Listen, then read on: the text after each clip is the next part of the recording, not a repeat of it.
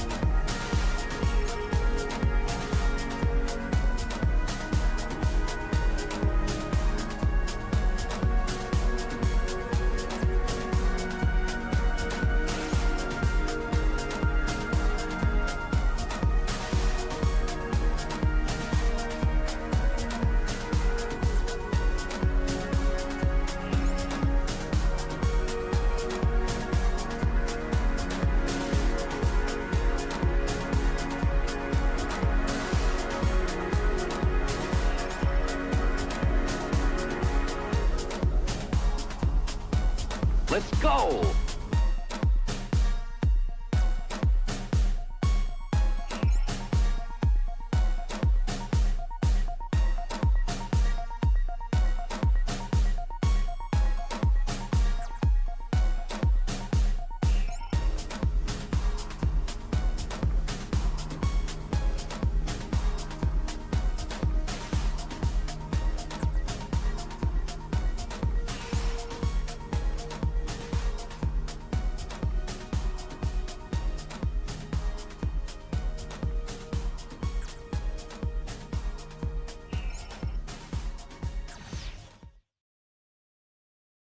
Hello.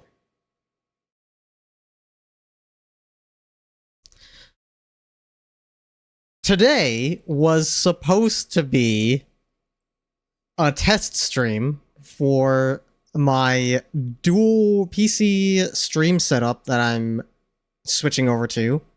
However, I realized the amount of work that would require migrating the setup over is way too much for the amount of time that I had. So instead, I am going to take care of the migration process tomorrow, and we'll do a test stream tomorrow. But I needed something to do tonight. So in the meantime, just out of curiosity, I was like, I just thought back at like standardized testing. I think I was watching a YouTube video related to it, and I was like, damn, I kind of wonder how I would do on the MSAs if I took them now. Because back in my day, they were called the MSAs. I believe it was called the Maryland State Assessment. You would take it once every year from 3rd grade to 8th grade. It appears, nowadays, it has been replaced with the MCAP, which seems to basically be the same exact thing, just under a different name. And now it goes all the way up to 10th grade. So that's neat. Welcome in Brooke, welcome in Foul, welcome in Hunt, welcome in Monster, welcome in McVin, welcome in Mino, welcome in Saint. I think that's everybody. Happy Friday! We made it through another week. Was that different from the HSA? Yes it was. The HSA, I think, was not state specific. That was what, the high school assessment? Which was mostly, I think, yeah, that's why the MSA was grade 3 through 8, because once you got into high school, you took the HSAs.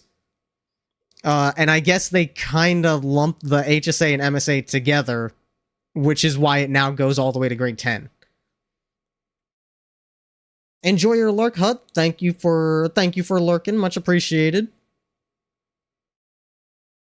But yeah, so what I'm thinking is, I'm going to give myself 1 hour for each test. We've got English, math, MISA, which seems to be science, and social studies. Social studies, I'm going to fuck it up real bad, because social studies doesn't have any logic to it. It's just memorizing things. I don't remember fucking shit about social studies. I didn't remember it at the time. I sure as fuck don't remember it now.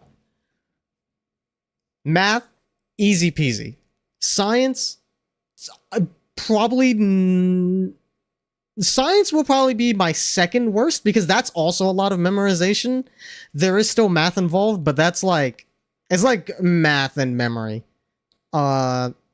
English and math should be where I shine, because those are very logical. Like, English is a lot of grammar, which is a rule set that I can remember. See, I'm gonna give myself an hour for each. Hopefully I don't need to use an hour for each, because then I would be streaming for 4 hours, which is a little bit longer than I normally do these days.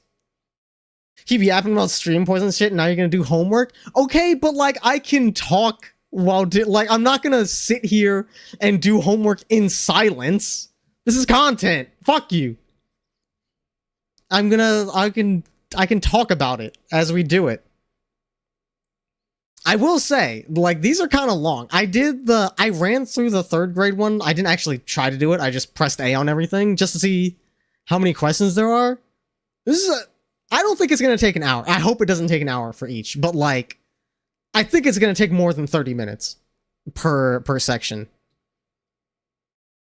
I'm just curious. Where I stack up were I to take this today. How much I've retained. Alright, we're going to start with English. We have our... Whoa! Lord, welcome in! Thank you for the sub, much appreciated. Also, Monster, congrats on your 20 stream streak. Forgot to read that out earlier. You're just in time. I'm about to do some real shit. Alright. Let's start with... Yeah, let's start with English. ASL, don't you start with me. We have the answer key for BCRs, or sorry, What are they called? What are they called now? They replaced it with something. There were BCRs and ECRs, and I think they changed it to just one thing, and they call it something else now.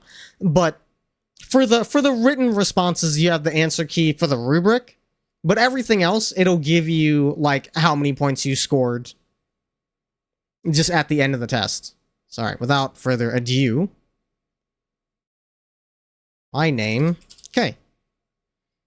4 sections. All right.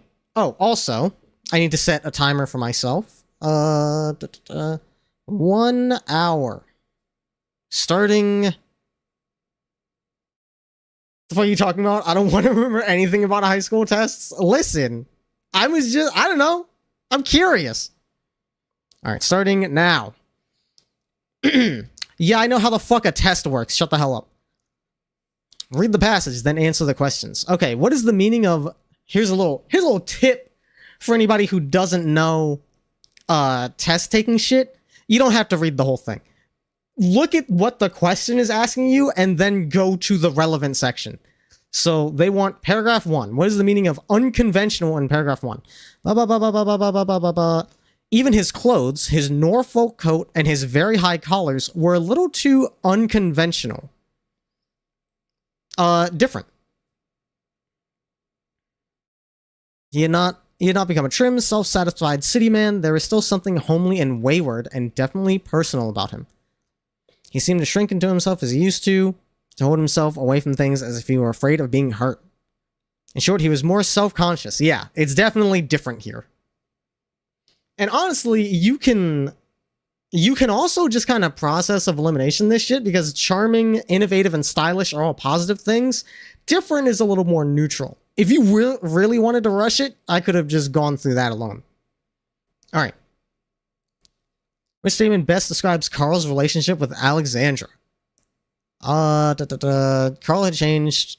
Alexandra felt much less than one might have expected. In short, he was more self-conscious. His black hair, which still hung in a triangle over his pale forehead, was thin at the crown, and there were fine, relentless lines about his eyes. His back, with its high, sharp shoulders, looked like the back of an overworked German professor off on his holiday. His face was intelligent, sensitive, unhappy. This guy sounds like he sucks and has a lot of regrets. Nazo, welcome in. My specialty, psychic damage. With Alexandra. Alright, let's get some info on Alexandra. Alexandra was sitting by the clump of the castor beans. Do you know, I've been thinking how strangely things work out. We hadn't any of us much to do with it, Carl. The land did it. It had its little joke. It pretended to be poor because nobody knew how to work it right. Then all at once, it worked itself. It woke up out of its sleep and stretched itself, and it was so big, so rich, that we suddenly found we were rich, just from sitting still. As for me, you remember when I began to buy land? For years after that, I was always squeezing and borrowing until I was ashamed to show my face in the banks. And then, all at once, men began to come to me offering to lend me money, and I didn't need it. We have land enough at last. Okay. They're catching up. Carl dropped the end of his cigar softly among the castor beans and sighed. Suppose I must see the old place. I'm cowardly about things that remind me of myself. Interesting. It took courage to come at all, Alexandra. I wouldn't have if I hadn't wanted to see you very, very much. Alexandra looked at him with her calm, deliberate eyes.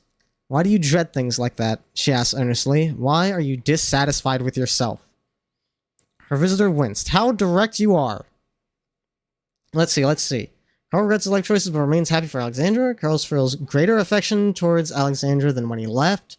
Carl is envious of Alexandra working the farmland single-handedly. Carl believes life has been unfair while Alexandra has been lucky.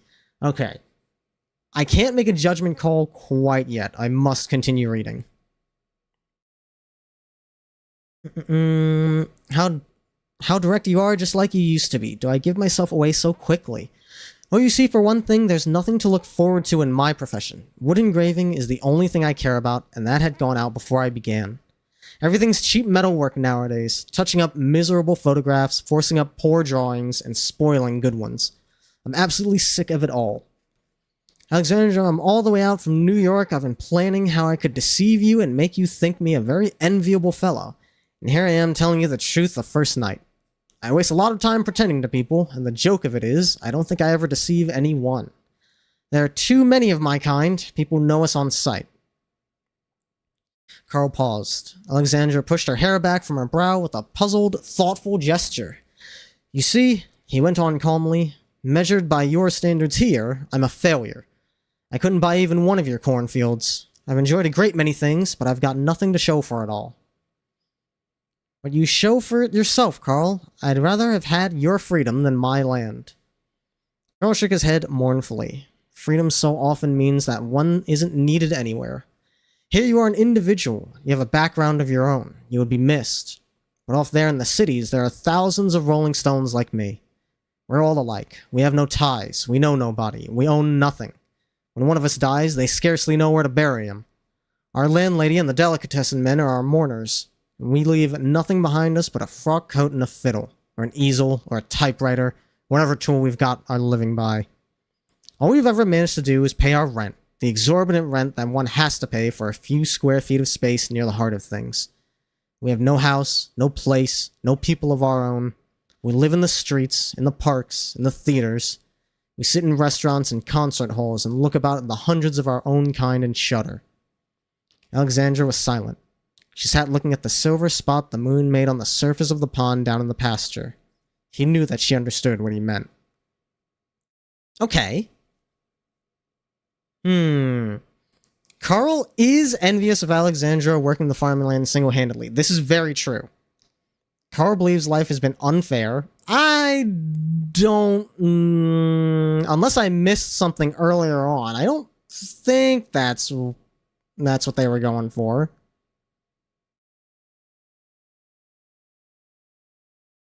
Now, you could say there is some luck involved with how Alexandra was saying that all of a sudden the land blew up. Yeah, I'm a little torn between D and C. And didn't come here to dread the future even more? What? Are you also getting into woodworking, Jade? Welcome in. Happy Friday. It's time to take the fucking MCAP. Alright? It's the end of the week. It's time for finals. I think the funniest thing about those standardized tests is that it always said your race was African American. Why? Why did it say that? Wouldn't you have put, like, Asian or some shit? That's what I usually do. I would just mark both. Which quotation from the passage best supports the answer to part A? Okay. Shorty was more self-conscious, blah, blah, blah, blah, blah. Evening after supper, Carl and Alexandra are sitting by the clump. I've been thinking how strangely things work out. I've been away engraving other men's pictures, and you stayed at home and made it your own.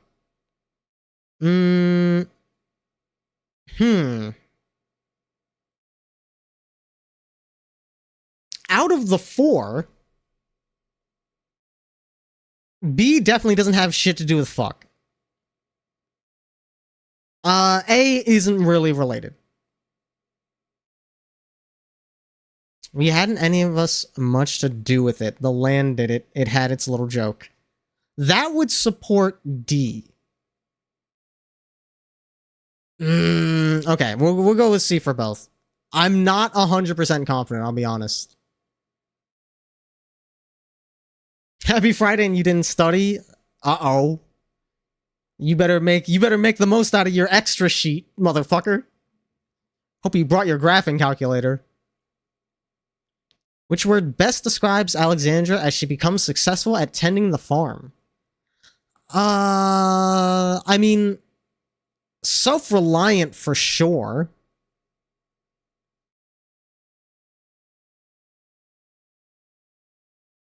Yeah, let's say self-reliant. Which quotation best supports the part in answer A? We pretended to be poor because nobody knew how to work it right, then all at once it worked itself. Don't think so. Then we can come to me offering to lend me money and I didn't need it. Yeah, here we go. That's very self-reliant. They have their own way of doing things, and they do not altogether like my way, I'm afraid. On the whole, though, we take as much comfort in each other as most brothers and sisters do, and I'm very fond of Lou's oldest daughter. We're gonna need some context for that. That just feels kind of odd to read by itself. Yeah. Assuming the answer is self-reliant, this would support it. In paragraphs 14 through 17, the author mainly focuses on what? Let's see, 14. How direct you are. Yeah, okay, this is Carl talking about how fucking shit it is in New York. Reluctant to visit his old residence, anxiety about his immediate future, jealousy of Alexandra's prosperity. Okay. There's a couple. There's a couple of those feel viable. Paragraph 14, he's talking about how being a woodworker in a metalworker's world sucks ass. I hate it. I was going to pretend that I was successful, but I've never deceived anyone in my life. I am a failure compared to you. New York sucks ass because you are not anything, you do not exist. Probably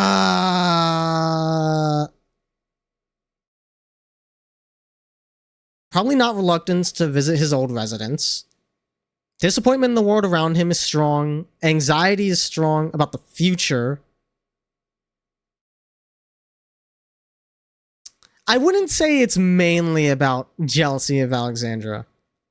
He does a lot of talking about how his situation sucks, but only a little bit of talking about how Alexandra's situation is better to him. He does a fair bit of talking about, like, when we die, they don't even know where to bury us. Okay, so I'm going to say it's not jealousy. So it's either anxiety or disappointment. He sounds pretty anxious to me.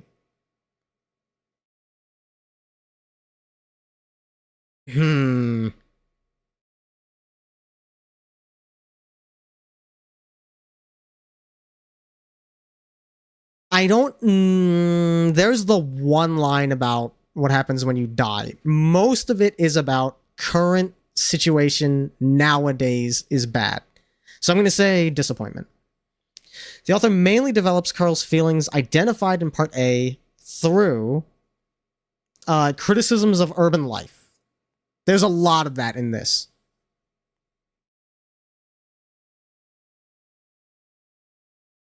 In paragraph 17, what does the word exorbitant mean? Where is exorbitant?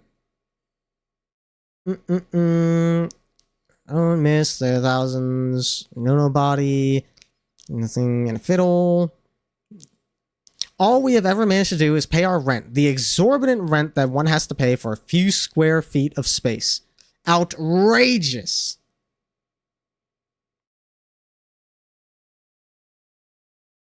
What effect is created by the author alternating between description and dialogue through the passage? The description evokes the beauty of the setting, but the dialogue reveals the ongoing strain of maintaining it. I like the sound of that. That sounds accurate. The description reflects the character's outward feelings, which is contradicted by their dialogue. I don't think so. The descriptions are, like, pretty apt.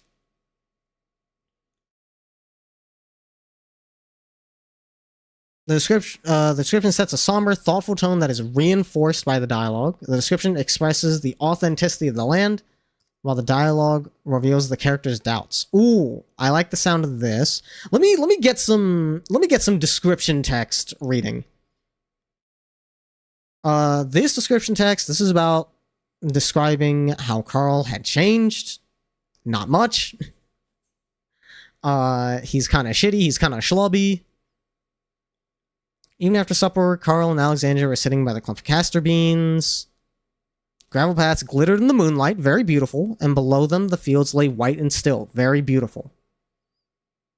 And then they talk about how I didn't really do anything, the land just kind of did its own thing, and here we are. And now this is dialogue. Carl dropped the end of his cigar softly among the castor beans. Beautiful description. Alexandra looked at him with her calm, deliberate eyes. Alexandra pushed her hair back from her brow with a puzzled, thoughtful gesture. And then he gets mournful. She sat looking at the silver spot the moon made on the surface of the pond down in the pasture. Okay. D is feeling pretty strong. Because the description is very, like, it props it up. It props up the land with, like, every word. And both characters do have doubts. Alexandra is like, Alexandra has fucking, what's it called? She has imposter syndrome about her land's prosperity. And Carl is like fucking depressed because he has no purpose in life. That sounds pretty doubtful to me. I wouldn't say the description sets a somber tone. Thoughtful, yes. But I don't know if somber is the most accurate. Description reflects the character's outward feelings, which is contradicted by the dialogue. Wrong. That is not what is happening. Description evokes the beauty of the setting, but the dialogue reveals the ongoing strain of maintaining it. No, because a lot of Carl's dialogue is about life in New York, which is not related. Whereas D is pretty appropriate across the board. You think a somber tone is more apt? You think so? I guess we'll find out. I'm going to stick with D. I can't wait to get half of these fucking questions wrong and realize I have no fucking critical language skills anymore.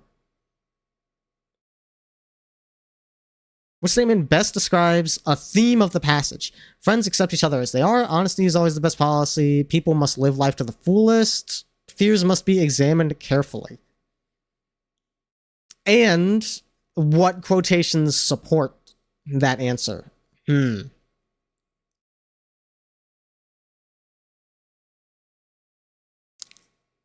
A theme. I don't think there is one correct answer here. It says a theme and then asks you to pick two quotations. I think the point of this question is whether or not you can correctly point two quotes towards one theme. And you'll be graded based on that. Which I think is a very cool way to write a question. I like that. Man, we needed more questions like this back in my day. This shit is critical thinking. Alright. Let's see. Friends accept each other as they are. Kinda. Honesty is always the best policy. Yeah, that's there. People must live life to the fullest. I don't know if I super feel that one from what I read. Granted, I did skip like a bit of the middle. Or fears should be examined carefully. I don't think that's too strong in here.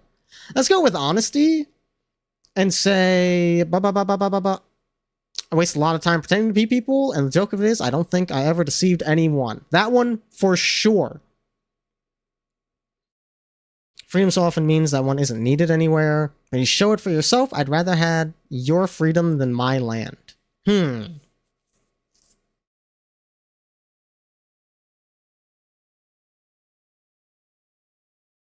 Alexandra was silent.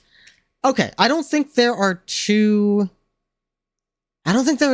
good quotes here that support honesty is the best policy. I think there are two in here, but not two here, so that can't be our answer. What do we got? What two things here share a common theme? Why do you dread things like that? Why are you dissatisfied with yourself? That's examining fear. He sat looking at the silver spot. He knew that she understood what he meant. Maybe those both go towards examining fear. Freedom so often means that one isn't needed anywhere.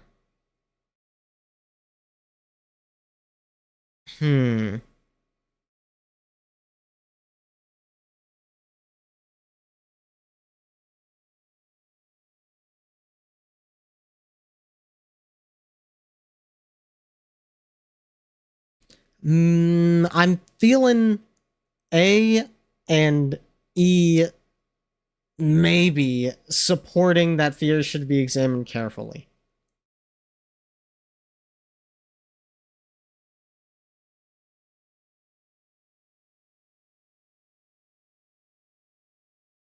I don't know if there are any other good pairs here. Why do you dread things like that and pretending? Not really. Why do you dread things? I'd rather have had your freedom. Don't feel like those are super strong together. These two, I think, have something. I'd rather had your freedom than my land, and freedom so often means that one isn't needed anywhere. But what... Like, I feel like those two are kind of a strong pair, but I don't know what they would point to here.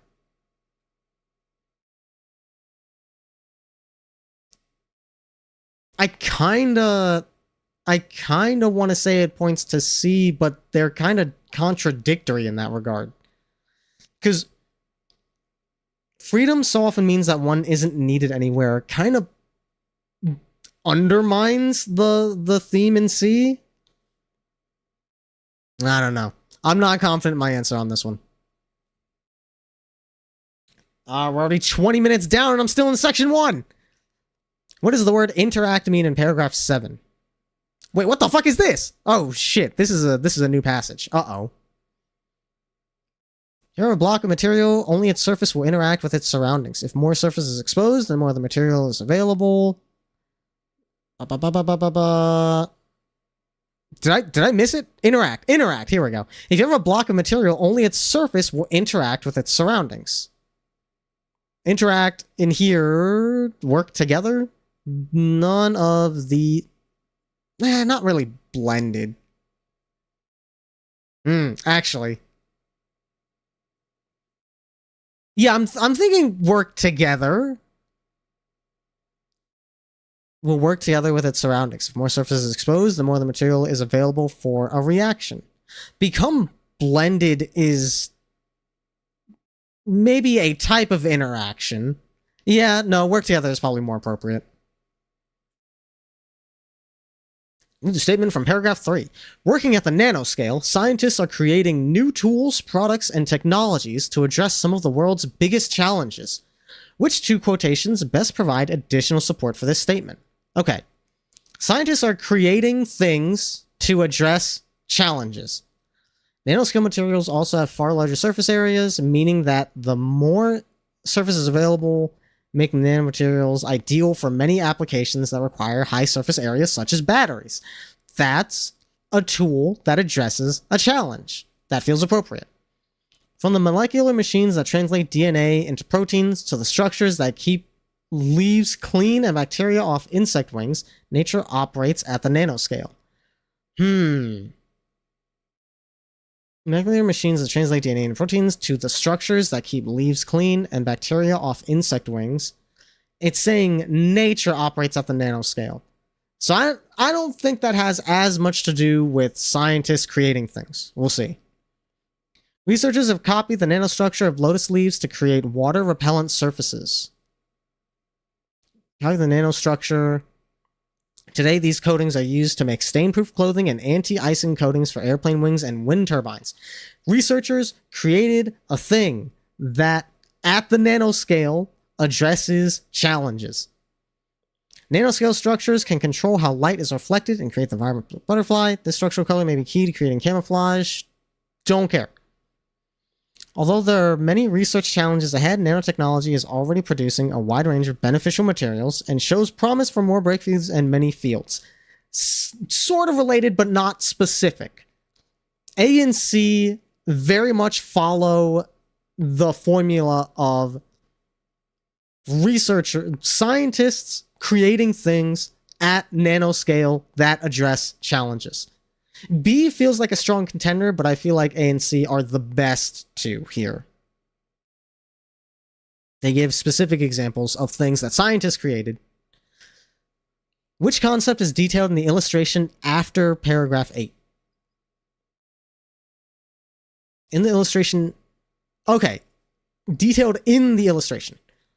One piece of chocolate. Surface area. Bite it in half. More surface area. Break it down. Giga surface area. Cutting materials increases surface area. Related substances retain similar chemical reaction patterns, repeat independently. Cutting material increases surface area. This is how you make infinite chocolate. Which paragraph provides additional explanation for the concept identified in part A? Let's see. 5. What's so special about the nanoscale? Short answer is that materials can have different properties at the nanoscale. Some are better at conducting electricity or heat, some are stronger, some have different magnetic properties, and some reflect light better or change colors. Okay, that one feels reasonably related. 6. Nanoscale materials also have far larger surface areas than similar volumes of larger scale materials, meaning that more surface is available for interactions with other materials. Yes, that one feels very strongly related. Because you're talking about how when cutting something down into the nanoscale, you've got giga surface area. 11. In fact, many important functions of living organisms take place at the nanoscale. The diameter of double-stranded DNA is just 2.5 nanometers. Researchers have copied the nanostructure of lotus leaves to create water-repellent surfaces. Blah, blah, blah. That's got to do shit to do with fuck. The gecko's ability to climb has inspired researchers to develop gloves with nanoscale features. These gloves enable a person to climb a wall of glass. Nanoscale structures can control how light is reflected, create the vibrant blue. Yeah. Okay, no. I think 6 is the most relevant.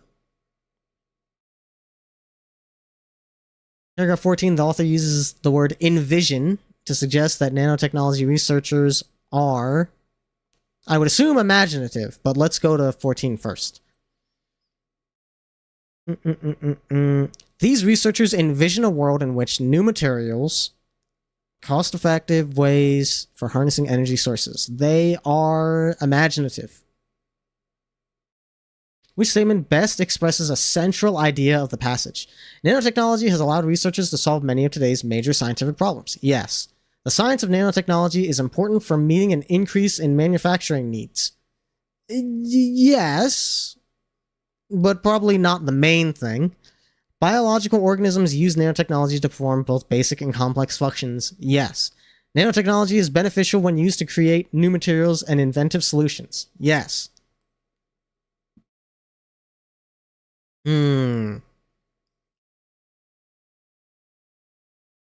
What is nanotechnology? What's special about the nanoscale? Nanoscale materials do this. If you have a block of material, blah, blah, blah. Imagine putting a block of chocolate in your mouth. This is how small is nano. Biomimicry. In fact, many important functions. A gecko's ability to climb. And then we make shit that is like geckos. Nature's use of the nanoscale.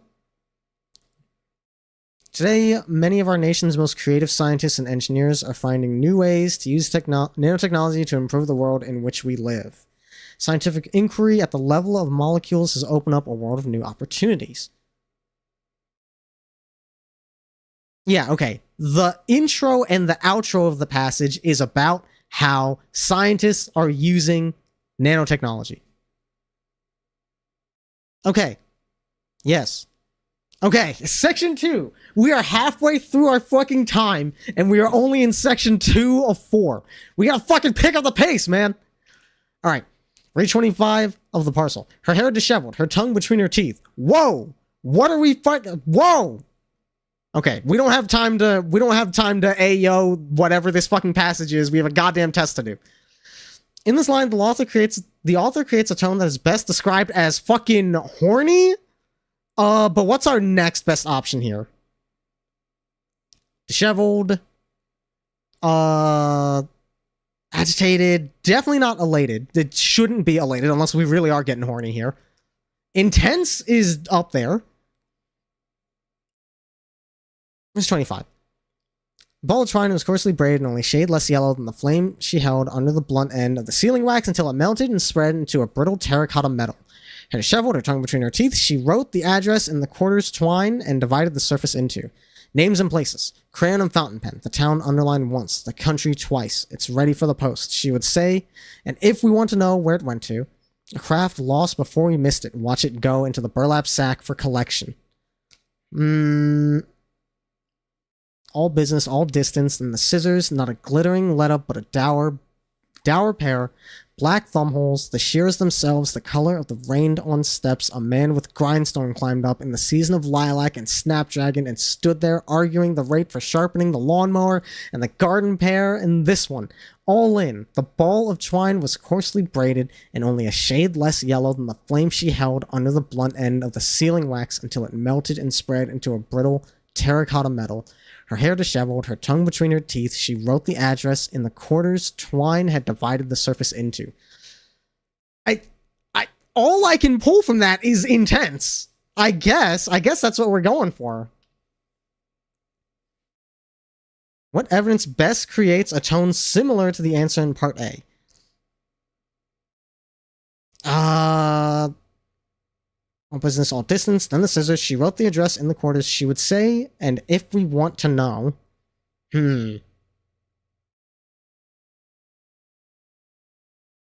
All business, all distance? That's professional. Isn't it agitated? You think so?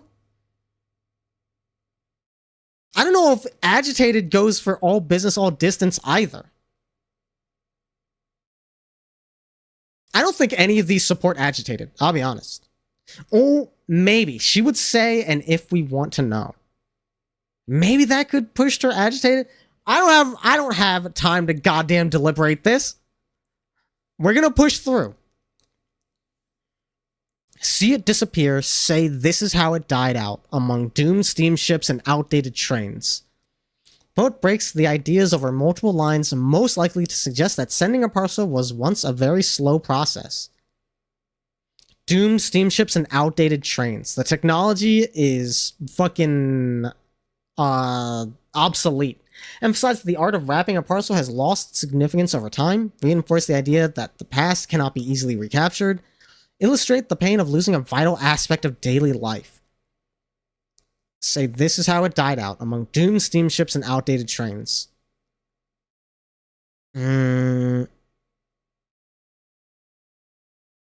let's say lost its significance. Much like the steamship and train, it's lost significance. Disheveled hair and biting tongue sounds like someone who's agitated. True. I guess I'll take your word for it. We'll go agitated. And she would say, and if we want to know, is probably the thing here that best reinforces agitated. In the passage from Sweetwater, which statement best explains the effect Mrs. Harrison had on the narrator? Okay. Sitting in the studio on the kick wheel, I watched my foot as it pumped hard then lifted. In the evenings and on weekends, whenever I could, I came to NYU to work with clay. Ever since I was a little girl, I had wanted to be a sculptor. Wait. A teacher explained, when you start to work with the kick wheel, you're going to feel overwhelmed. Try not to think about it. The brain can be a potter's worst enemy. She'd put her hands out in front of her like brakes. Don't feel you have to learn everything at once. Take your time. Ever since I was a little girl, I had wanted to be a sculptor, maybe because I knew that my mother had been an art teacher before I was born. Mrs. Harrison worked in the room next door. One day, we came home with a story about a sculpting project we'd been assigned in art class. We were supposed to mold one of 3 Disney characters and then paint it to look like its cartoon self. Mrs. Harrison was furious. What kind of learning are tax money going to waste, she ranted. Pacing around the kitchen. When she calmed down and said that since the school wasn't going to teach us to sculpt, she would do it herself. The clay was cold and hard to the touch and smelled of deep dirt on autumn mornings, of damp leaves at the bottom of a pile. When I squeezed it, I molded to my hand. And on the wheel, I kneaded a clump of clay until it was silky and supple and set it in the middle of the plaster bat on top of the revolving wheel head. Once I mastered the movement, it began to feel natural. As I learned about throwing in clay, I taught my hands how to move to center it. Put on a part of yourself. I could feel the energy in the air, my energy as I worked through the afternoon, my mind racing beyond thought. When I looked up, I was surprised to find the daylight faded, the room dark and quiet, the flowing shapes in front of me the only signs of turbulence. Harrison introduced the narrator to a new experience? Yes. Ms. Harrison provided the narrator with supplies for crafting. Shut the fuck up. Ms. Harrison informed the narrator about the importance of art. Okay. Ms. Harrison taught the narrator how to work in a small space. Irrelevant. It's either A or C. The importance of art. Ever since I was a little girl, I wanted to be a sculptor. Mrs. Harrison did not inform the narrator about the importance of art. They always wanted to be a sculptor, so it's A. Which evidence from paragraph 3 best supports the answer to A? My friend, D&I, one day we came home. She said that since the school wasn't going to teach us to sculpt, she would do it herself. Introduced a new experience, real sculpting. What does manifest mean as it is used in paragraph 4?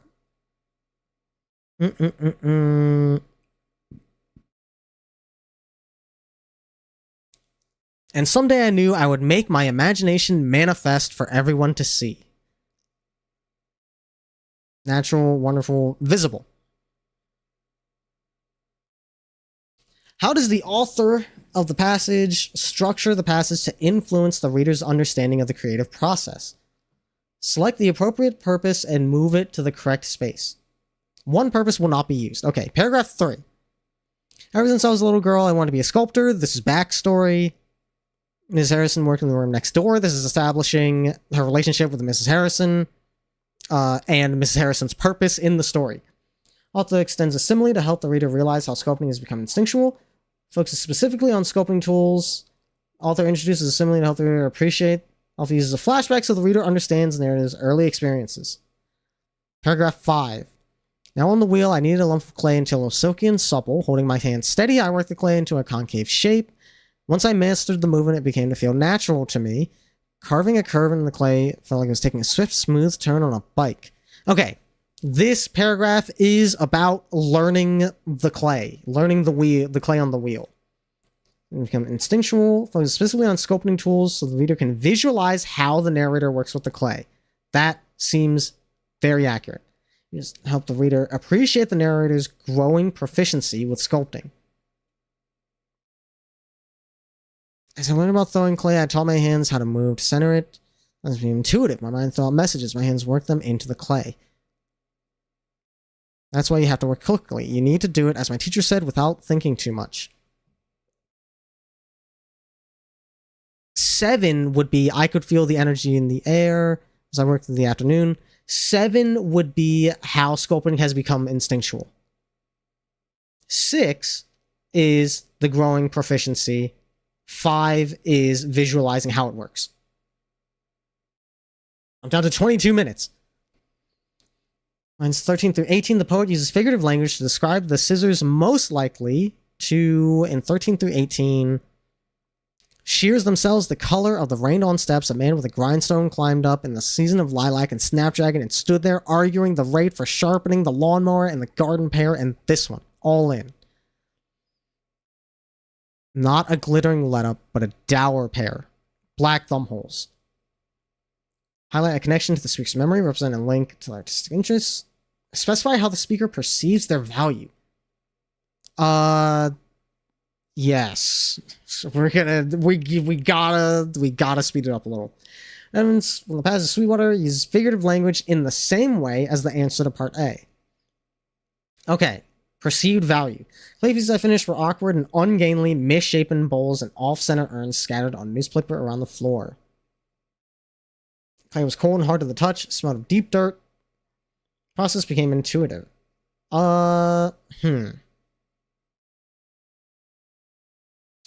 I'm gonna say it's C, and it's actually highlighting a connection to memory. This is a very specific, description of a very specific memory. Which statement expresses a theme present in both the parcel and Sweetwater? Creating something of value can require an individualized process. Beginning new traditions is worthwhile. Coping with change can be challenging. Learning from others is a good way to understand a task.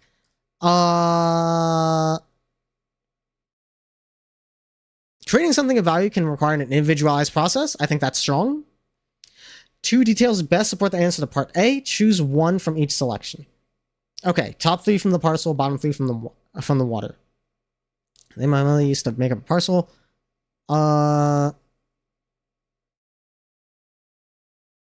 I was determined to get the next one right. She had a small studio. You need to do it without thinking too much. The way my mother used to make up a parcel, and you need to do it as my teacher said without thinking too much. These both reinforce learning from others is a good way to understand a task. Fuck me, there's a BCR in this bitch. The author of the poem The Parcel and the author of the passage from Sweetwater both describe an artistic process. Write a response analyzing how the processes described influence the speaker and narrator. Be sure to include textual evidence from both texts as you develop your response. Fuck. Okay. What are you actually asking me to do here? Both describe an artistic process. Write a response analyzing how the processes described influence the speaker and the narrator. Be sure to include textual evidence from both texts as you develop your response. Okay. Analyzing how the processes described influence the speaker and the narrator. Okay. In the parcel, mother used to make a parcel. Paper first. The worst sort for covering. Unload it quickly. All business, all distance. Very curt. All twine was coarsely braided. Hair disheveled. She wrote the address in the quarters twine had divided the surface into. Names and places. Ready for the post, she would say, and if you want to know where it went to. A craft lost before we missed it. Watch it go into the burlap sack for collection. See it disappear. Sealing wax cracking. The twine unraveling. The destination ineligible. Or illegible, rather.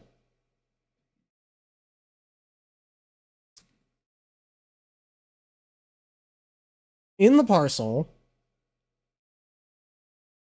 the narrator's recollection of the parcel making process as described by their mother is depicted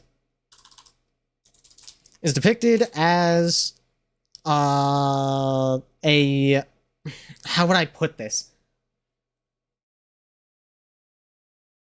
Not grueling, but it's not pleasant. What fucking word am I looking for? It's depicted as fucking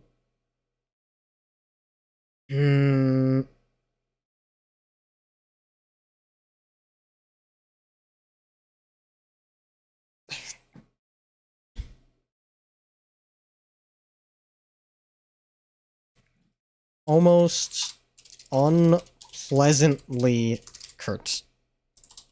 Using that somber is the word fucking coming to mind.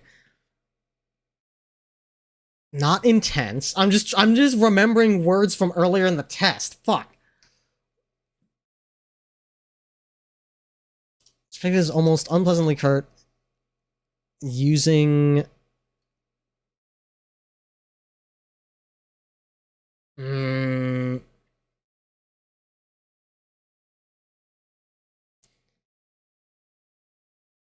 something anecdotes. Using something anecdotes.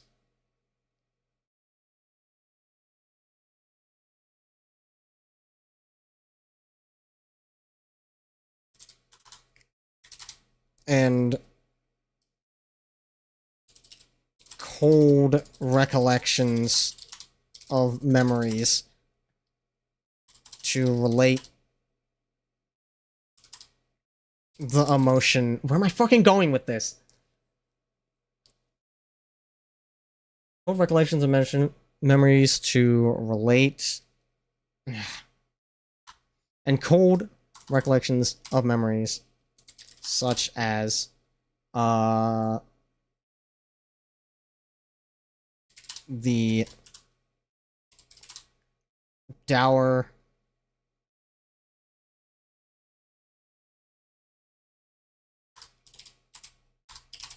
The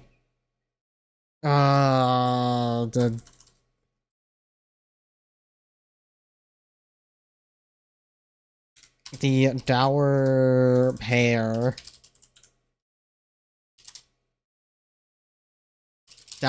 of shears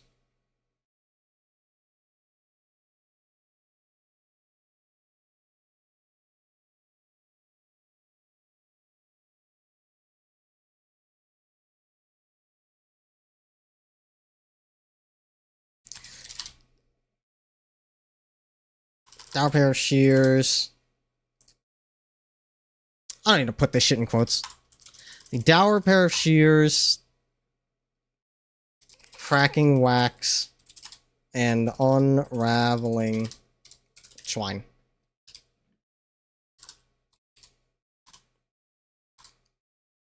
In juxtaposition, the narrator in Sweet Water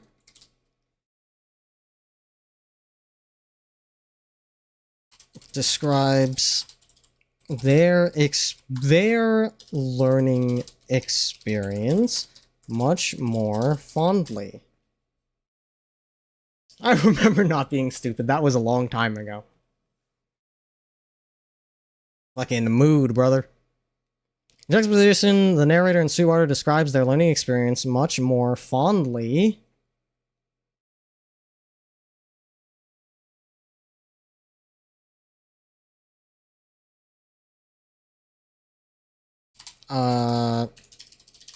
Recalling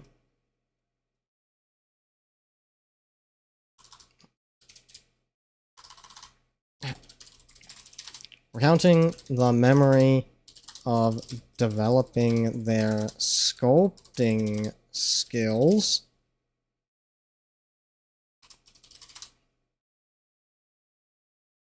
with warm similes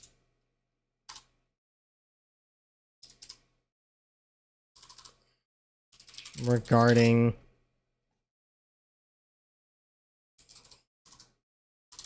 bike riding,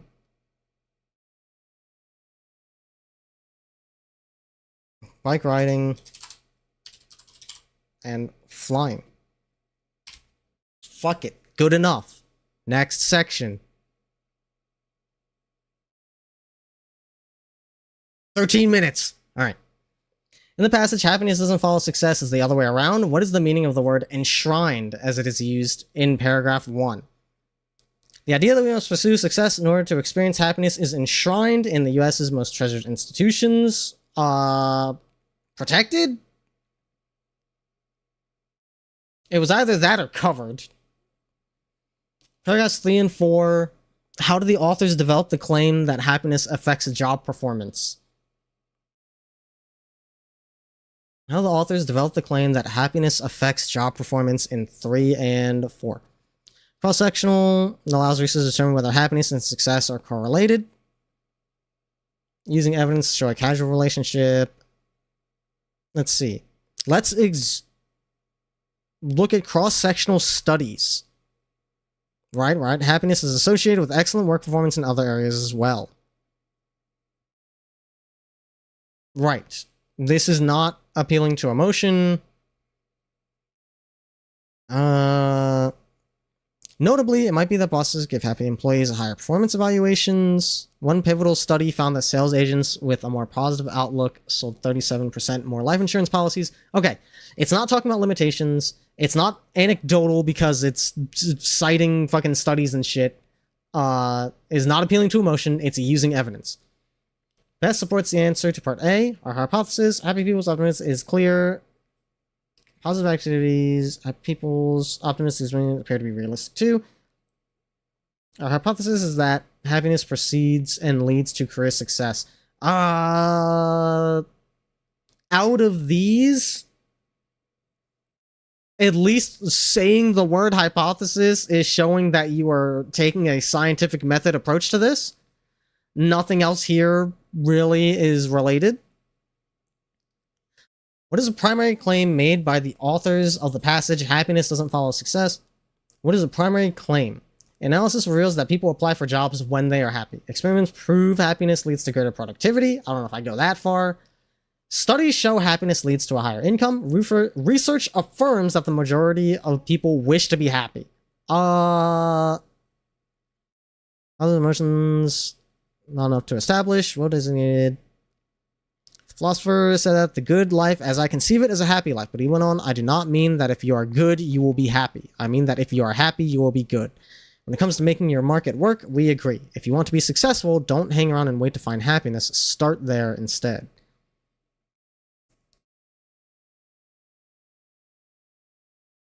Studies show happiness leads to a higher income. Feels appropriate.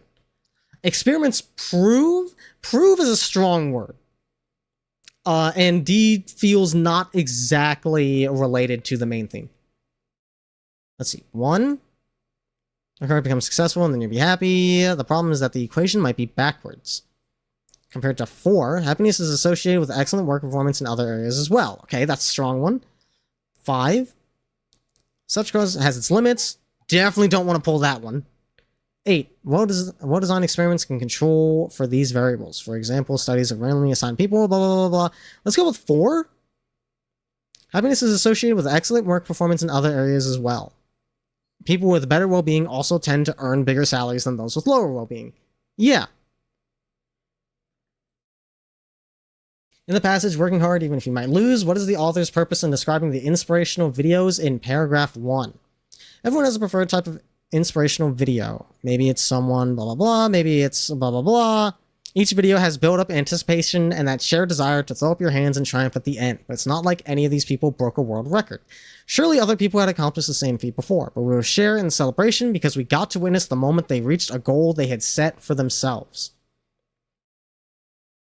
Illustrate that attempts have the same value as achievements, provide examples of ways that people learn, show the conditions required to fully concentrate on tasks, to suggest that people are more motivated when they are entertained. Attempts have the same value as achievements. It's definitely not that.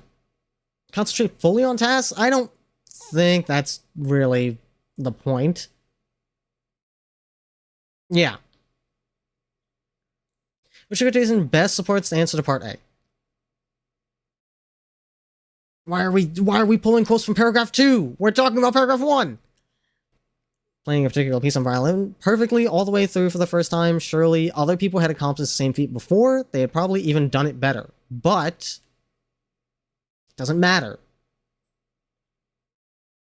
Sense that they will go on to do that task or pursue an even harder one again and again. Yes. Because the attempt is what matters.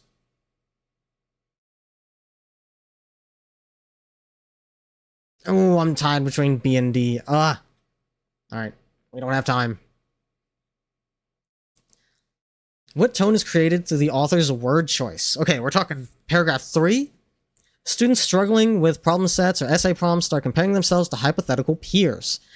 But just like the greatest athletes, often the ones willing to put in the most hours, writers are the ones willing to hack away all the revisions. The work is private, the goals are personal, and the accomplishments come at the end of a long road. Every hour is seeing great evidence of their lack of ability, but the work is private. Determined. Because you push through regardless. What quotation best provides the evidence of the tone? The work is private, the goals are personal, the accomplishments come at the end of a long road. That's probably the most determined of these.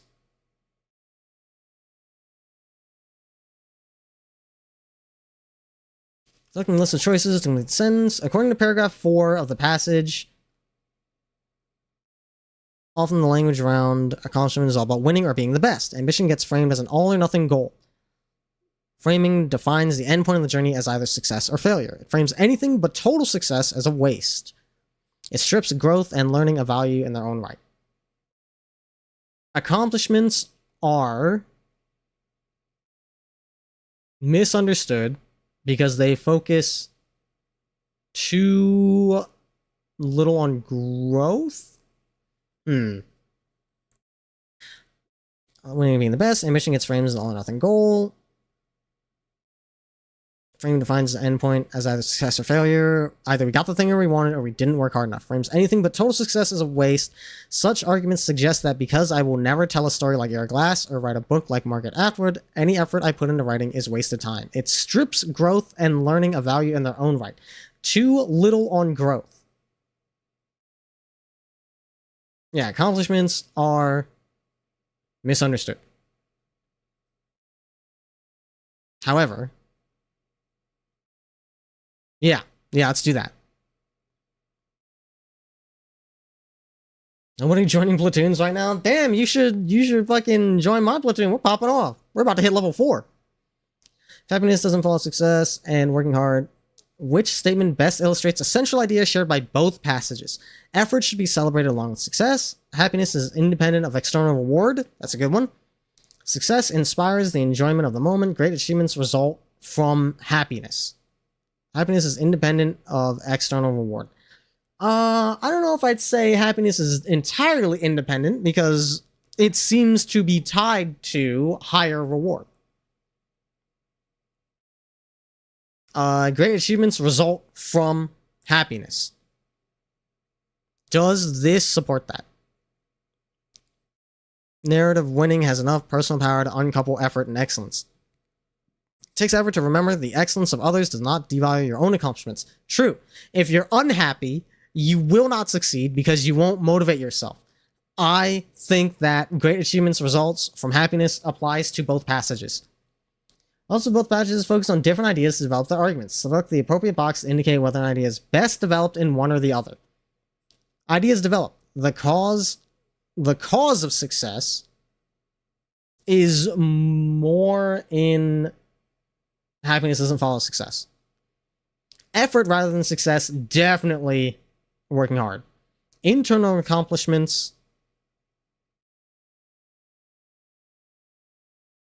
happiness, because you're talking about, we'll say internal, external. Diligence, definitely working hard. Fuck off. No. We don't have time. We don't have time. I got 3 minutes to get through section 4. We don't have fucking time to answer goddamn BCRs. In paragraph 17 of the passage from Running the Rift, the word prophecy, that's a weird way to spell that, means that something is what? In paragraph 17. Mostly look out at the hills, the storms behind them now, the day sparkling. Women, berries, lush landscape, long dry season, something strong. Instead, he looked at the runner's face and felt his words as truth of prophecy. Now it was 4 more days until Jean Patrick's time in the House of Grenouille would come to an end, but he would not think about that. Instead, he looked at the runner's face and felt his words as truth of prophecy. That is foretold. In the passage from Running the Rift, Jean Patrick's interactions with Telesphore Dusabe are important because the surprise is that a famous runner was coming to speak to the class, not just any runner, an Olympian. After Sister made the announcement, Jean Patrick could not keep his mind on the path of his studies. Understands Jean Patrick's love of running. Jean Patrick admires Telesphore's accomplishments. Telesphore knows Jean Patrick wants to be a runner. Jean Patrick believes Telesphore will help him be great. Let's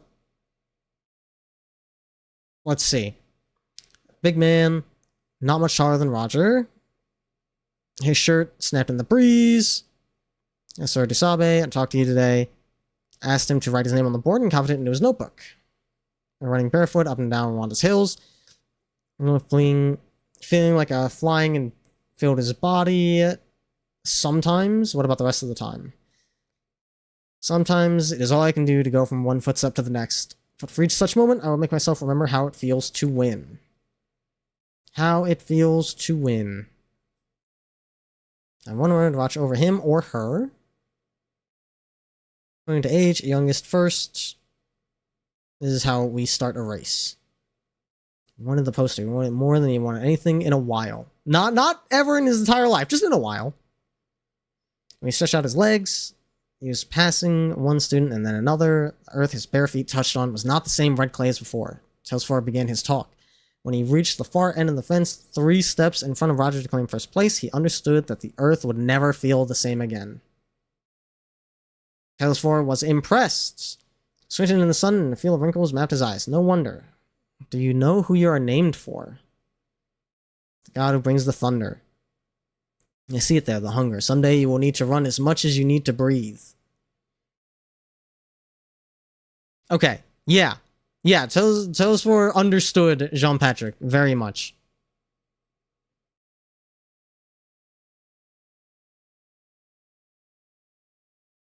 Someday you will need to run as much as you need to breathe. Absolutely.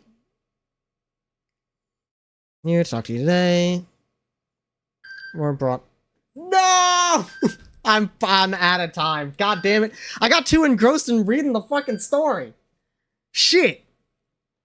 All right, hang on. I'm gonna answer this, and then we skip the rest of the questions.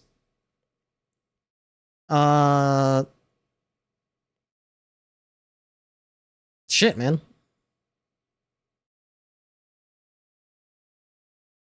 This is how we start a race. God who brings the thunder. We'll go with that. All right. Next question. Can I skip? It won't let me. All right, fine. We just mark A for all of them. Okay, can I review? Okay, no. All right, we do... What the fuck? What are you talking about? Select the 3 phrases that best support the answer. All right, 1, 2, 3.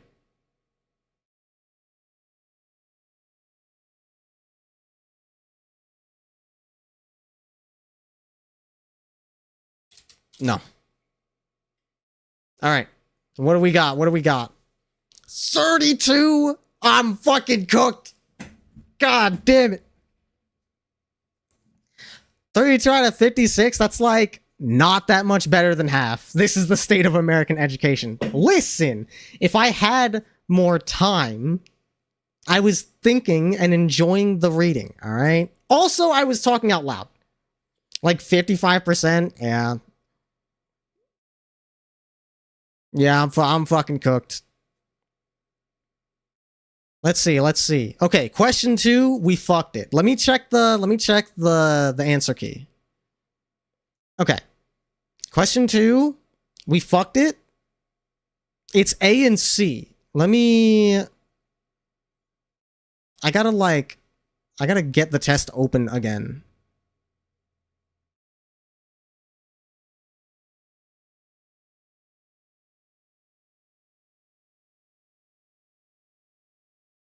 Paper, is it the same tests?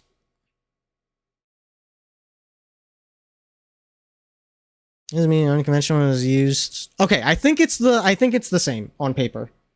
Maybe try a 4th grade test. Fuck you, bro. It's been a while. I'm a little rusty. I'm gonna bring it back in math. I'm telling you. Okay, question 2 was A and C. Which statement best describes the relationship? Carl regrets his life choices but remains happy for Alexandra. I mean, I can see it. I didn't know if that was the best description, but it was up there. C, I've been thinking how strangely things work out. I've been away engraving other men's pictures and you stayed at home and made your own. Yeah, okay. I get it. That does support answer A. If I had picked A for part 1, I probably would have gone with C for part B. I see the logic. Okay, question 6, we fucked it. 6 is C. The description sets a somber, thoughtful tone. Brooke, you were right. 7 is ACE. Friends accept each other as they are. You show it for yourself. I'd rather have your freedom. Freedom so often means it isn't needed anymore. Shit! Okay. Wait, no. That wasn't it. It's C and E, not C and D. I'd rather have had your freedom than any land. And she understood what Carl meant. I guess. Yeah. Yeah, I guess. I can see it. I can see it. I'm not fully convinced, but I can see the logic. Needs to do it like keep talking, nobody explodes, delegate reading responsibilities. That'd be a strat. Question 12 I missed. Question 12 is D.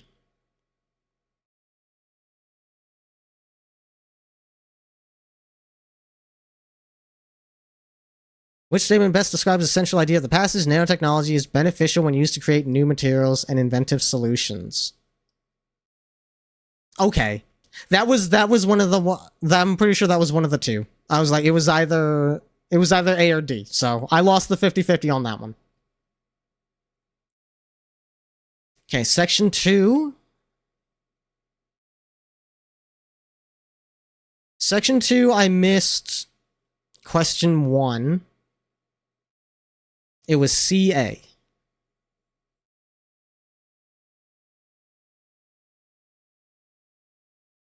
Wait a minute. Line 11 of the parcel, what does the word dower mean? I don't remember getting this question. Is the paper one different?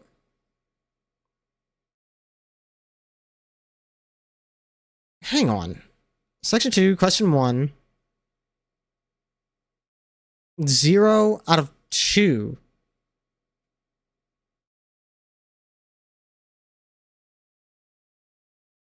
Oh, they are different. Okay.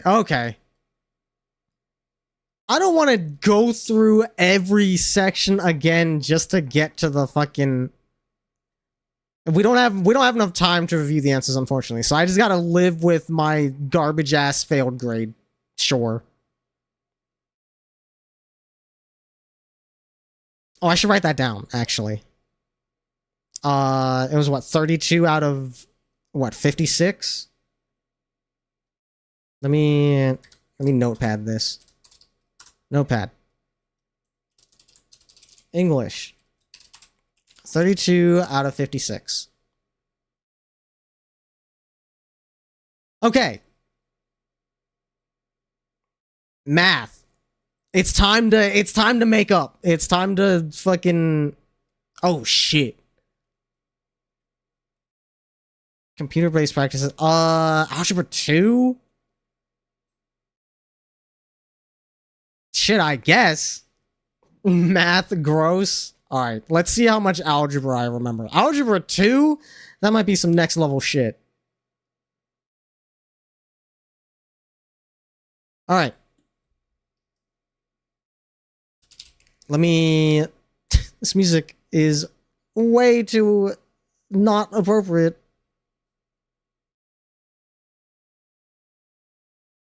Okay.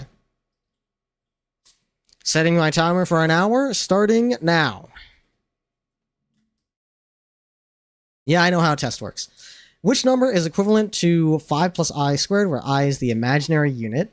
Okay, that's 5 plus I times 5 plus I, so that'd be 25 plus 10I plus I squared. Am I crazy? Oh, wait. I squared is... Wait. Ah, shit. I need scratch paper. Okay, so it's 25 plus 5I plus 5I again plus I squared. I squared is the... I is the square root of -1, so that would be... I squared is -1. So that combines with 25 to make 24. 24 plus 10I. Okay. What are the solutions of the equation? Oh, not this shit again. I don't like this. X over x plus 6.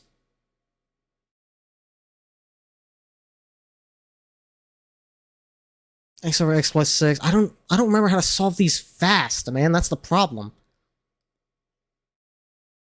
Multiply both sides by x plus 6. Like, yeah, cross multiply this shit. So you've got x squared plus 12x is equal to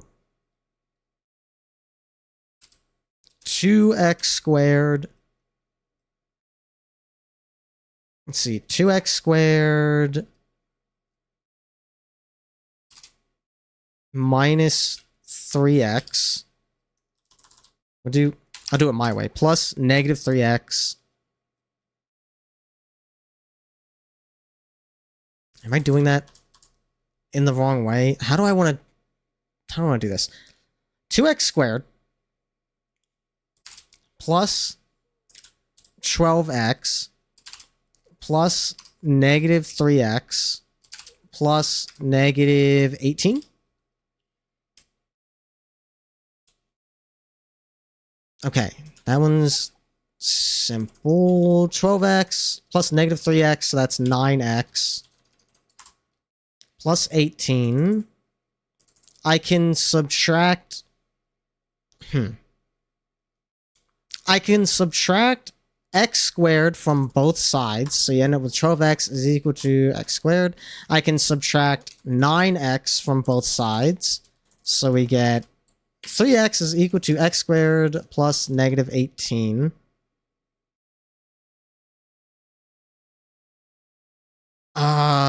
Now where do I go from here?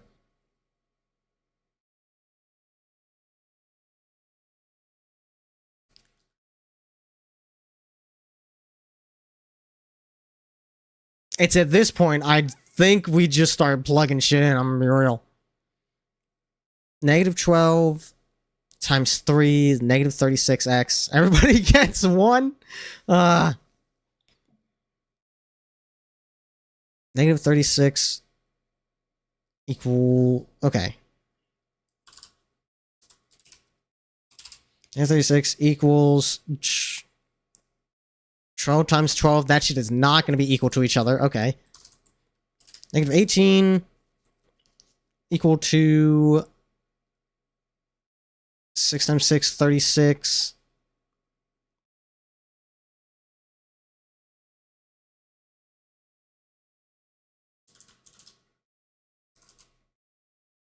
There's no way... Okay, it's not negative 6.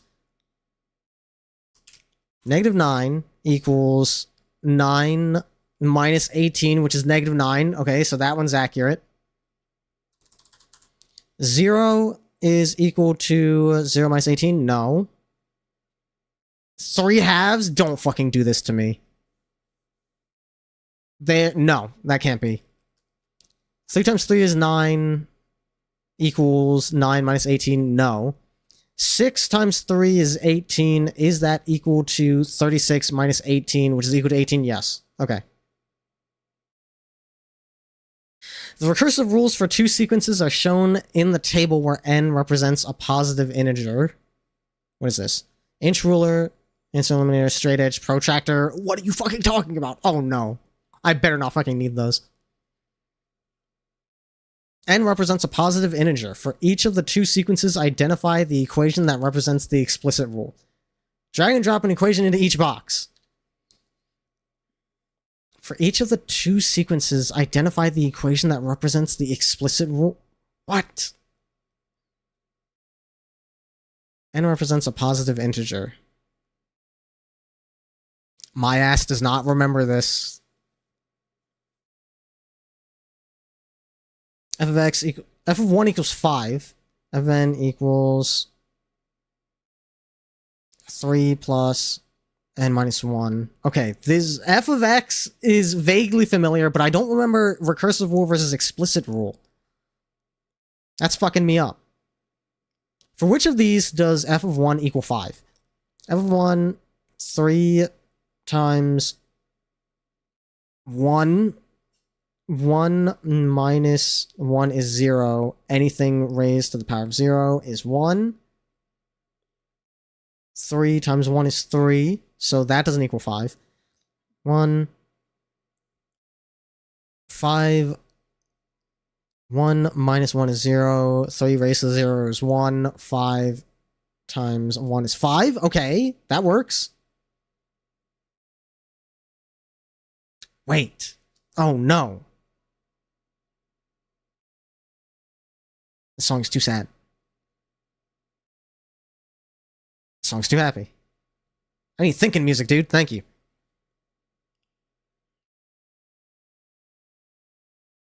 It was 5.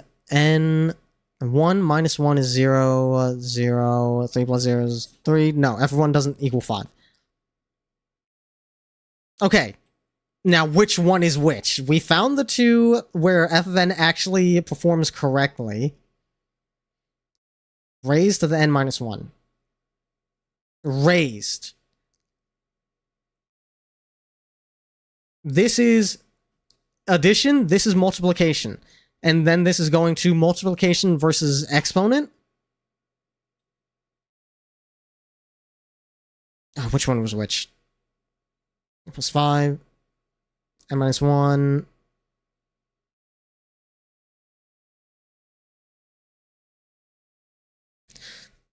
I know that we're going... This one is doing more than this one, because this is addition versus multiplication. So, the explicit rule, I'm guessing, should follow the same trend. Multiplication versus exponent, one is bigger than the other. Okay. That's as good as we're going to get.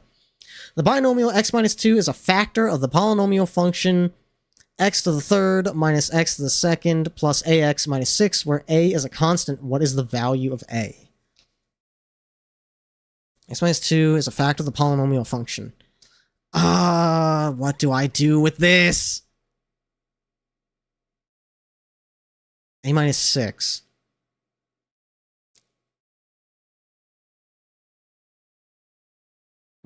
All my brain wants to do is do a derivative of 3x squared minus 2x plus a. But that doesn't get me anywhere. I think that's a completely different thing. I don't fucking remember what to do for polynomials.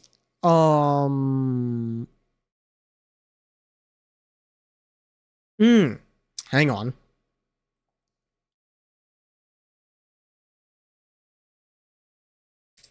X to the third, what multiplies with x minus 2 to create this? X to the third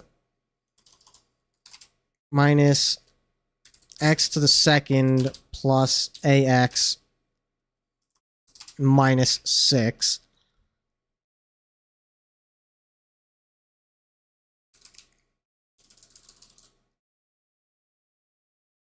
I have to multiply something with minus 2. Okay. We have x minus 2.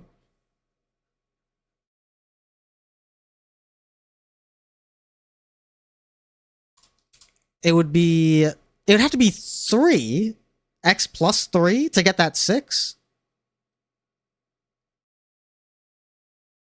X squared plus 3? I don't know. I don't know if that's true.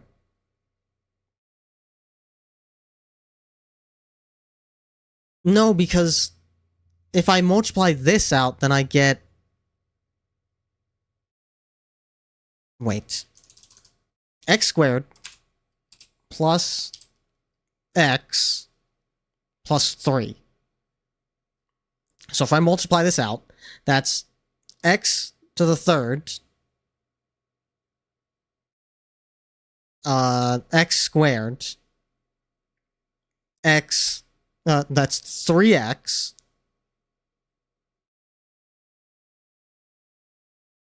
negative 2x squared. That doesn't work, because once I multiply out the 2, then we end up with minus 2x squared. I'm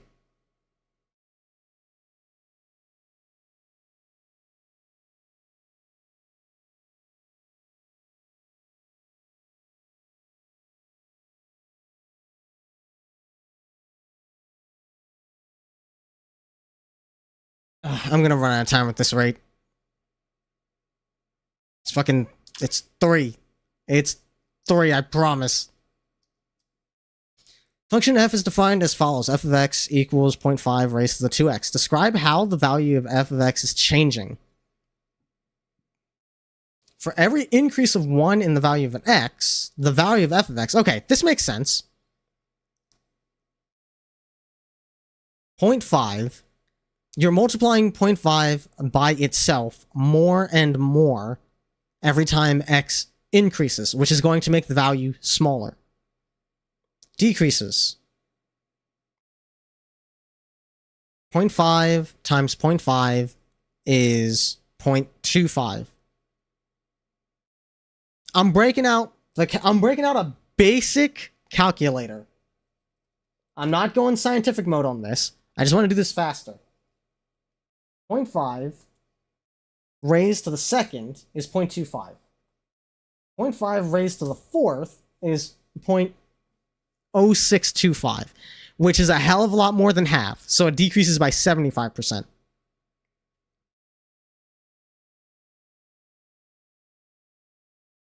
Expression is shown. Use the properties of exponents to rewrite this expression. Enter your answer as a fraction in the spaces provided. Oh, God.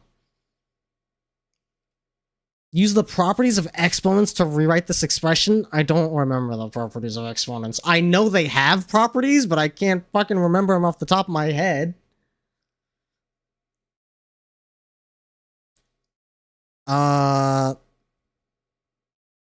64 over 27 raised to the negative 1/3. Okay, that means you do the top one as an exponent and then do the bottom one as cube. Or as a root. So it... Oh, but then it's also negative. I think negative means you flip it. You flip it at the end, maybe?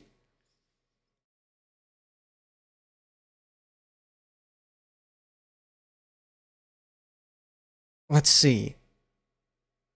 You cube it. So raised to the 1, so it's unchanged, and then you take the cube root. 1... A quarter times a quarter.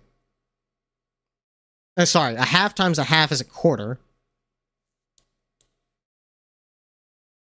So you would say a half is the square root of a quarter?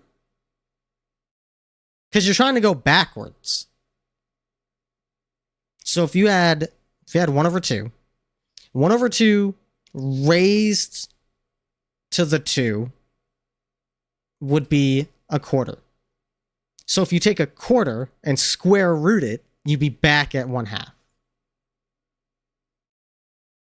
And you do that by what multiplies by itself. Okay.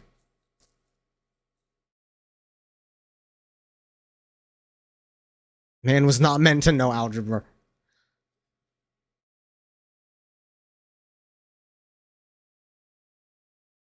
These numbers are nice and round. 64... Wait. Trying to think what multiplies by itself 3 times to get 64, and I don't know if that's a thing. 8 times 8 is 64, but then you have to multiply it by 8 again. 4 times 4... Wait! Does that do it? 4 times 4 is 16, times 4 is 64. Okay, so 4, and then 27 is... 3 times 3 is 9, times 3 again is 27, so it's 3, and then because it's negative, you flip them. So it's 3/4. Function f is defined by f of x equals 2x plus 5. If f of a equals c, which of the following equations gives the value of a in terms of c?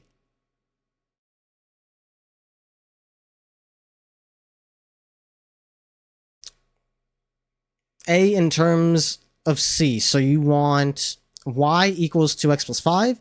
You would subtract 5 from both sides. Y minus 5 and then divide by 2. So it would be minus 5 over 2. The whole thing over 2. The expression x to the third minus 3x squared minus 4x plus 12 can be written as x squared minus a times x minus b, where a and b are constants. Determine the values of a... Wait a minute. That can help me with the polynomial question. We don't have time, though. I can't go back to it. Determine the values of a and b and indicate them on the number line shown. Determine the values of a and b. Select the places on the number line to plot the points. Okay. A and b are constants. Determine the values of a and b. Okay. X cubed, right. And then minus bx squared minus ax squared. So if it's 1 and 2, minus bx squared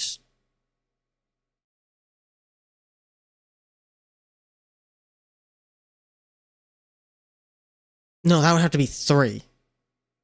Because 3x minus 3x squared would be by itself. And then minus 1x. Wait. No, it's 3 and 4. Because it'd be minus 3x squared minus 4x plus 12. Yeah, 3 and 4. Okay.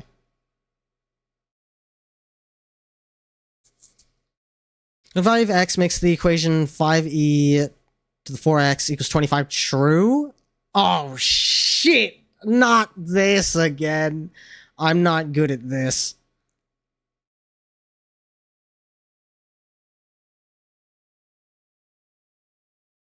For ln and e interact in a way that makes it... They like negate each other in a way. A quarter ln and e cancel each other out. Then you're left with 5 raised to the 4 over 1. So that makes 1 times 5. The ln cancels each other out, and then it's still raised to the 5. No, you want ln 2. Wait. Yes.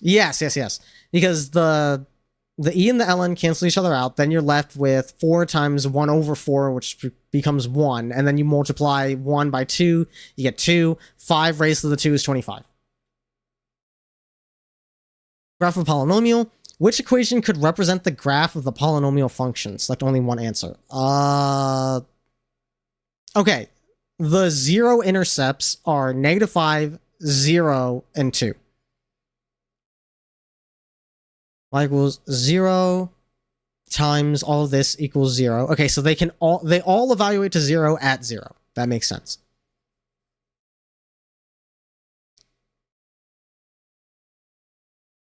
When x is equal to 2, it equals 0. So 2 squared is 4. I gotta fucking write this out. 2 squared is 4 times 2 plus 5 is 7 times 2 minus 2 is 0. 0 turns all of these into 0, so that checks out. -5 squared is 25. -5 plus 5 is 0, which turns this whole thing into 0. So that also checks out. So I think it's just A.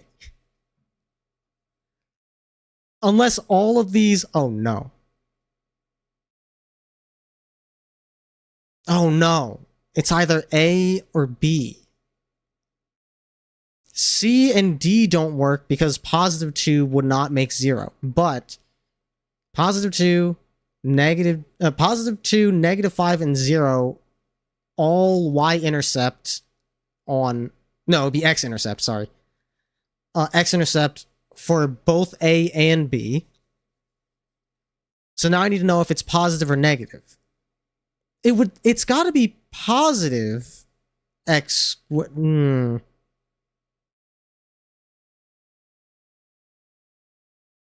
because it opens downward. As the number get bigger, the leading exponent determines the shape, which is why it's opening parabolically like that. And it would be negative because it's opening downward. Wait.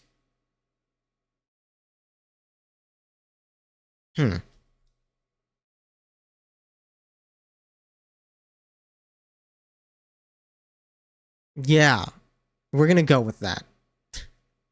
The negative means it opens down. That's what I remember. Angle theta is in standard position on the xy plane, and cosine theta equals 3 over root 58. Point P lies on the terminal side of angle theta and has coordinates xy, where x and y are positive integers less than 10. What are the coordinates of point P? Enter your answer in the space provided. Okay. Angle theta is a standard position on the xy plane. Cosine theta equals 3 over root 58. Point P lies on the terminal side of angle theta. That's coordinates x and y. X, y are positive integers less than 10. Standard position. 3 over root 58. Okay, what is the root of 58? 10 times 10 is 100, so it's less than 10. 9 times 9 is 81. 7 is 49? Okay, so it's somewhere between... Wait. Yeah, somewhere between 7 and 8. So it's 3 over, like, 7.5, which is to say a little over half?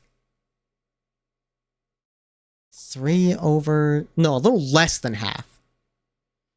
Cosine is the x value of the angle. Has coordinates x and y. So if it's a little less than half, we're talking...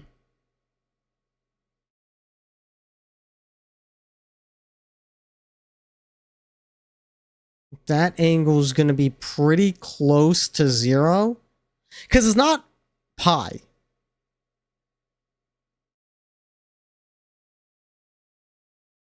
Because it goes from 0 to 2 pi.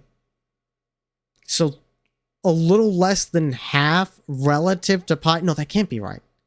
There's no way. The pi is... Let's assume the pi is included because I want to. So a little less than a half pi would be like... What, 50 degrees? No, sorry, not 50 degrees. It'd be a little less than 90 degrees. So we'll go like 80 degrees. The x value would be very low. We're going to say 1. And the y value would be high. Closer to 10. We're going to say 9.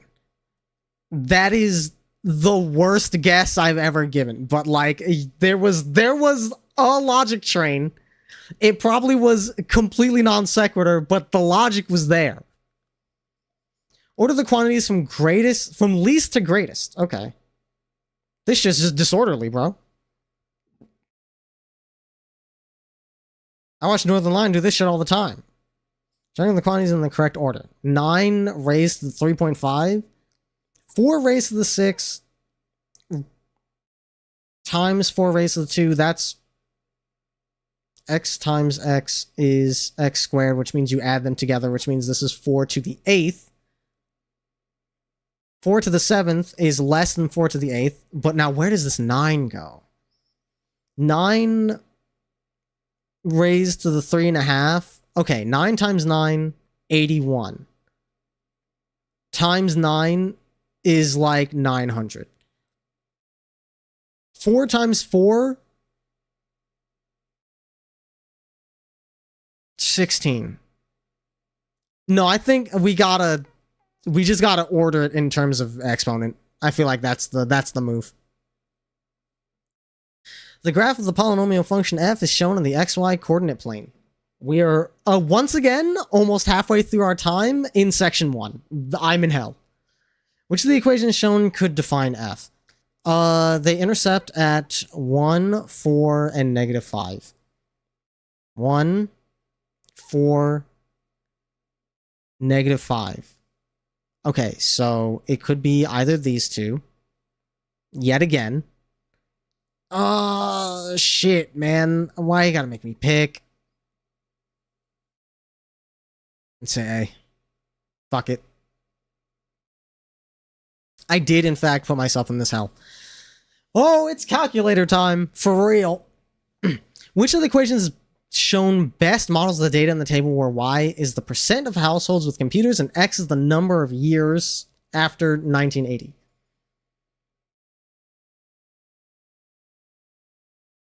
Okay, it's always raised to the X.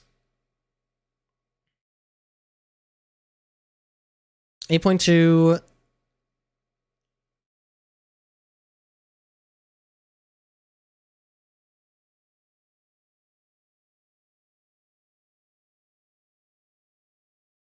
We're doing this the hard way.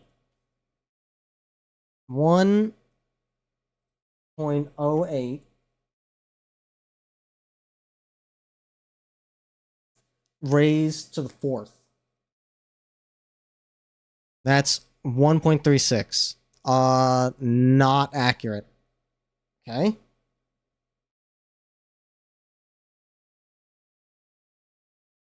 Nope, that's not what I want. It's not what I want. Clear everything.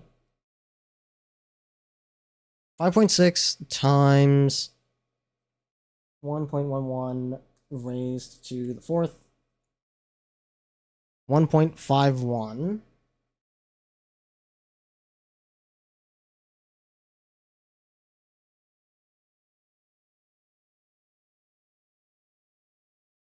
That's too high, so it's 1.09.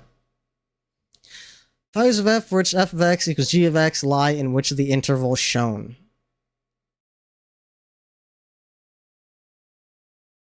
F and g are shown below.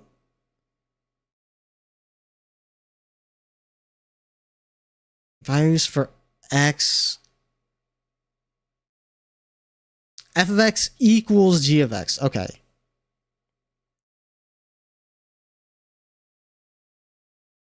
One, let's see. 0. 0 plus 0 minus 0 equals 0. F of 0 is 0. I remember how to do this shit. You gotta keep it simple. F of 0 is 0. G of 0 is 1. F of 1. 1 plus 1 is 1 minus 2. Wait. 1 plus 1 is 2, minus 2 is 0. G of 1.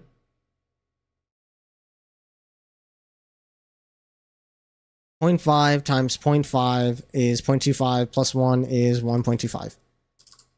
F of negative 1. Negative 1 plus 1 is 0. Minus negative 2 is 2. G of negative 1. Negative 1 times negative 1. Negative 0.5 times wait. Do you do the exponent first? I'm probably a fucking idiot. I think you do the exponent first. I'm gonna keep it a stack. That would make g of 1. 1 times 1, 0.5 plus 1. That'd be 1.5, not 1.25.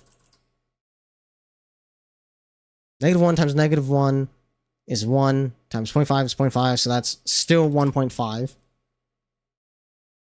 Okay, that was Less helpful than I was hoping for. Great.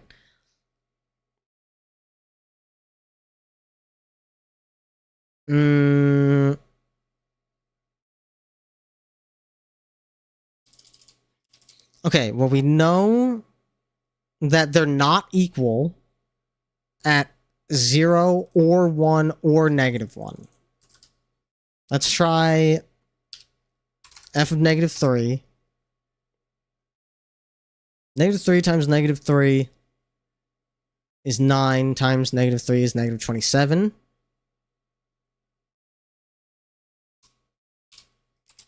-27 plus 9 is 18. -18, rather. Plus 6 is -12. Compared to -3 times -3 is 9 times 0.5 is 4.5 plus 1. Okay, those don't add up.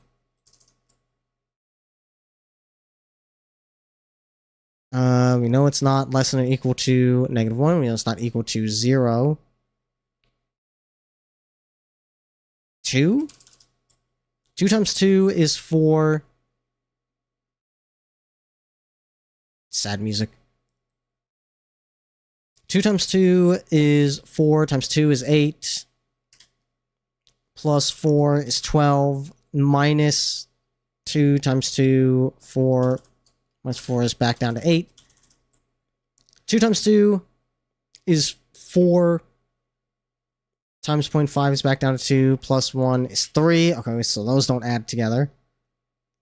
So I'm guessing 2 to 3, because it can't be equal to 2, can't be equal to 1, can't be equal to 0, can't be equal to -1. So none of these are right. This one might also be right.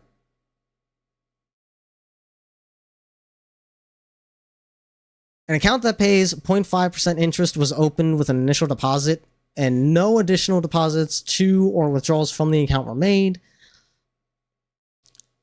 What is revealed by the coordinates of the point P? Okay. After the initial deposit, the graph of the model and the graph of the equation y equals 1500 are shown.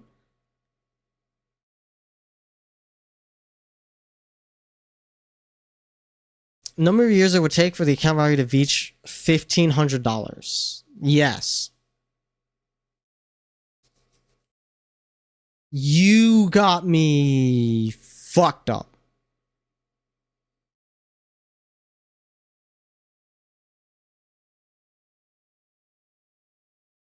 No. We don't have time to do any sort of BCR shit.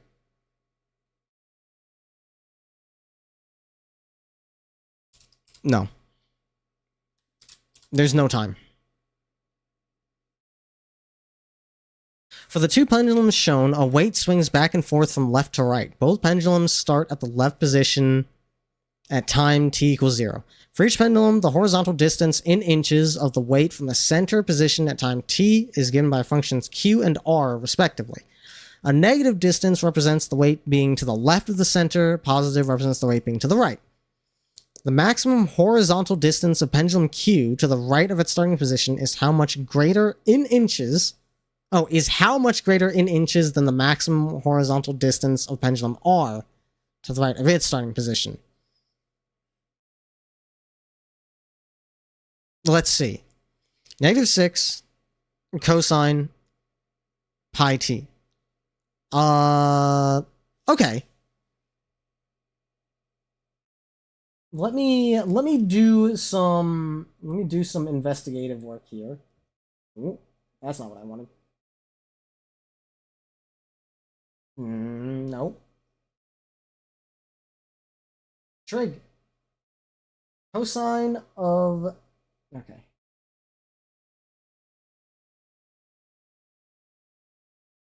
Cosine of 0 is 1. Okay. Where's pi? Give me pi. Give me the cosine of pi. Okay. No, that's not what I want.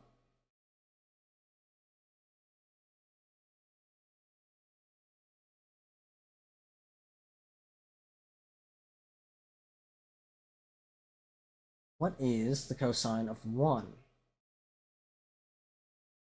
That's also not what I want. What the fuck?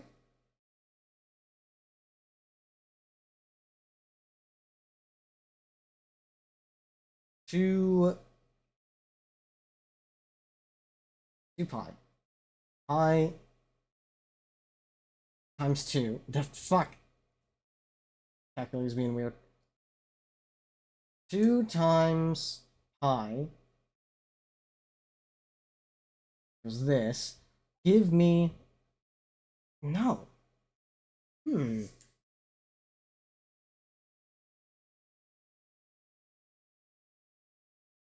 Cosine of 90. Is it looking for degrees? It is looking for degrees. Okay, okay. Okay.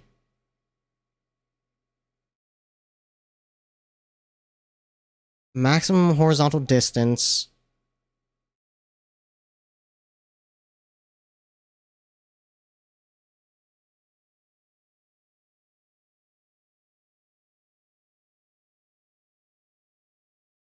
Maximum horizontal distance. How much greater?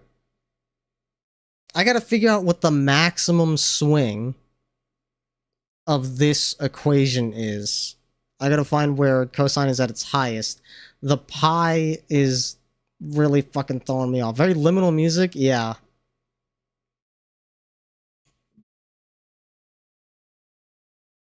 There are formulas for this that I don't remember, so I'm going to say it's 2 inches because that's the difference between 6 and 4. Fucking sue me.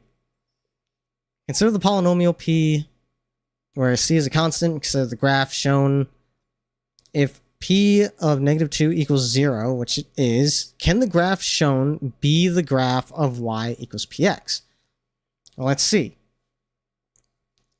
-2 times, we're gonna get to our scratch paper again.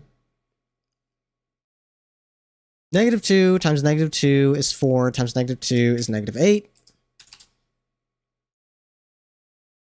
C, where C is a constant.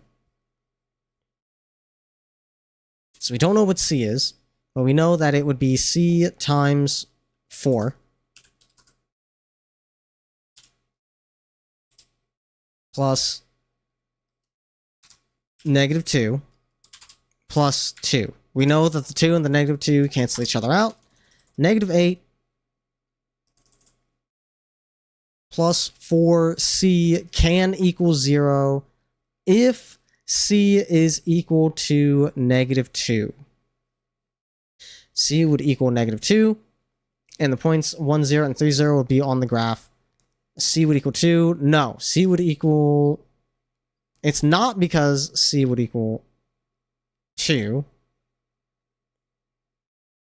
The points 1, 0, and 3, 0 would be on the graph. Assuming that C is equal to -2, let's math this out. That would be... This music needs to chill.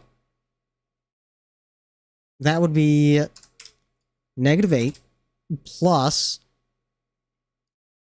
-2 times -2, which is 4, times -2 is -8, plus -2 plus 2.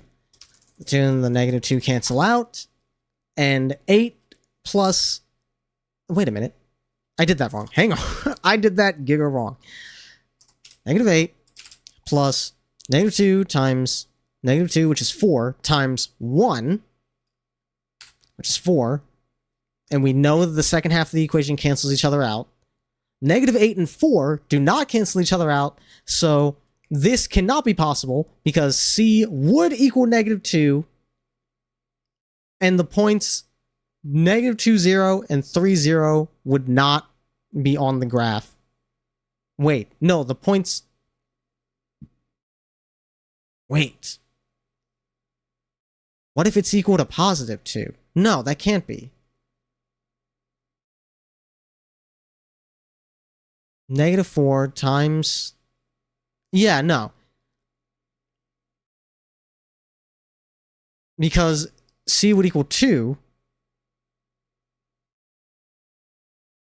Because C can't equal 2. If C equals 2, then 2, 0 isn't on the graph. C would equal 2, and 1, 0, and 3, 0 would not be on the graph. Because C would equal negative 2. That is true. But negative 2, 0 would be on the graph, assuming C is equal to negative 2. So that answer can't be correct.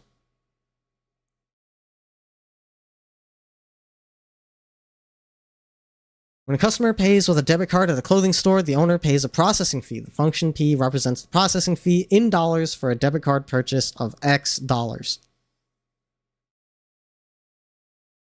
Complete the statement below to describe how the processing fee is calculated. Processing fee consists of a fixed amount of 15 cents plus 0.035. So that would be 3.5. Because one would be 100. You move the thingies back 2 spaces. So you would end up with 3.5%. An equation is shown. Thank you. It sure is. What are the solutions of the equation? Negative. No. Oh, man.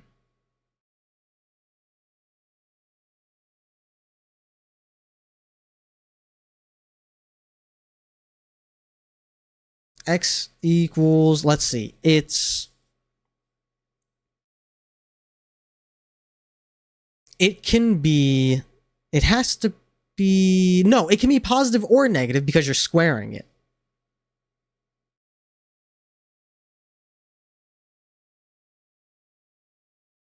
And the final thing of that root has to add into 100, which leads me to believe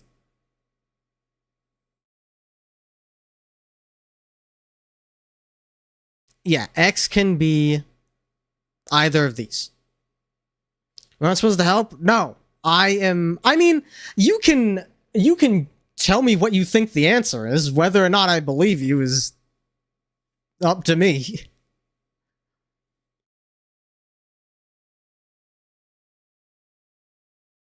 Which of the equations... Fuck. Got 15 minutes to get through the next 2 sections. Which of the equations shown most closely approximates C? Recommended number of calories for dogs. What the dog doing? C of X. Shit. Most closely approximates? Time to brute force this shit.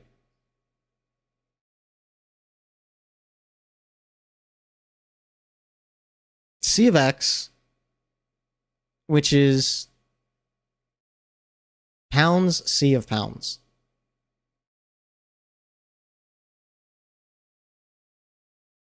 Okay, so 18 times 11 equals this plus 22 equals 220. Not quite. 22 times 11 is 2 plus 18 equals 260. That's not great. 40 times 1.06 raised to the 11 gives me... That can't be right. That can't be right. I definitely did something wrong there.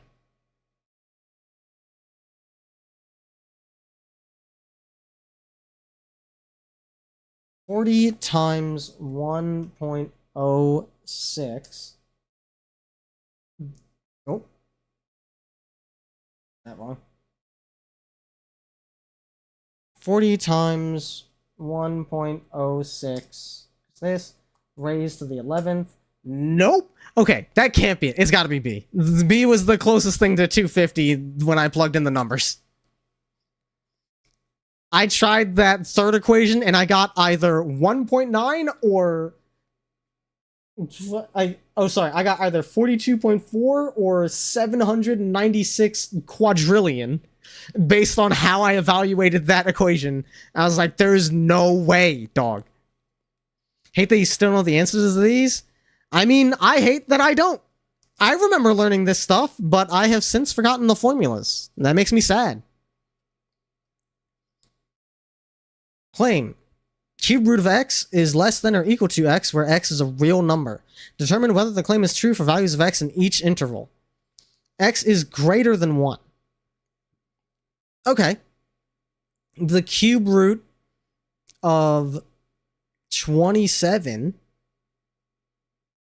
if x is greater than 1, the cube root of 27 is 3, which is not... Wait, that is less than 27. That is true.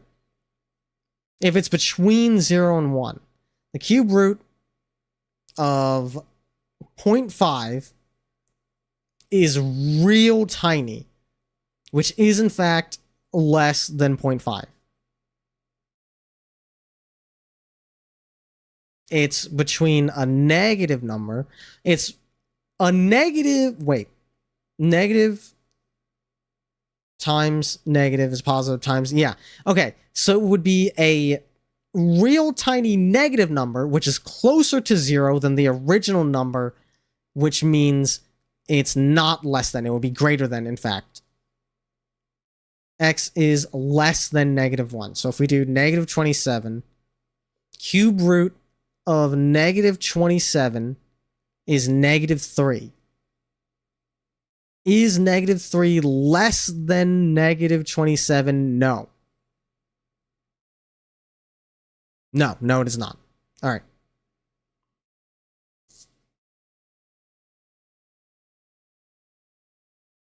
Fitness counter constructed. What is the average rate of change in members per month? I don't have time to do this. Not the golden ratio. Oh, God, I'm having goddamn meme flashbacks. The golden spiral, it's everywhere. Students in a class are analyzing several examples of spirals in nature. The students measured the distances shown in the picture for different shells. Each student measured the 3 distances shown in the picture by starting from the outside of the shell and moving towards the center. What equation could be used to model the student's data where A represents the first measurement and D represents the nth measurement in centimeters where n equals 1, 2, or 3? What is the goddamn formula for the golden ratio? I know that's what it's asking for.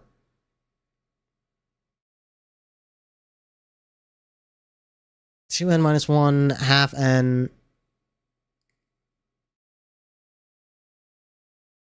First measurement.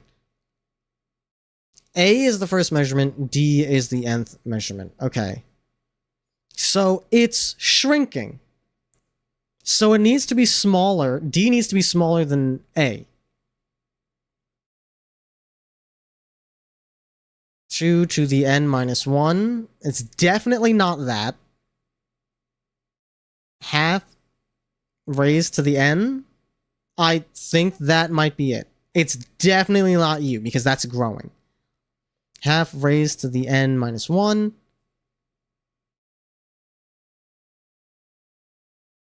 N equals 1, 2, or 3. The first measurement, and D is the nth measurement.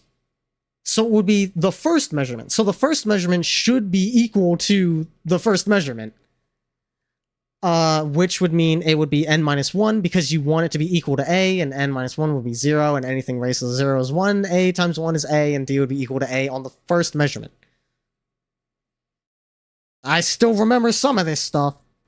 We're not doing these. For each time interval, determine whether the number of cars parked in the garage increased or decreased based on the model. Okay, the approximate number of cars parked in a garage X hours after 6 a.m. can be modeled by the function y equals 180 plus 130 times sine of x over 12 pi, where 0 is less than or equal to x is less than or equal to 16. Okay.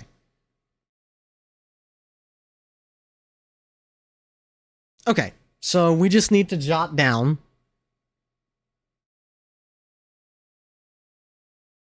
I have 8 minutes to get through the last section. We gotta guess. We gotta guess on this shit, dude. I need to get through section 4. Half-life of the isotope. We're not even in the science section yet. Fuck off. Half-life of the isotope is 22 minutes for a sample that starts with F grams of francium-223. The expression F represents the number of grams remaining after M minutes. Which expression represents the number of grams that's remaining after H hours? Half-Life 3, don't bet on it. Grams remaining after H hours.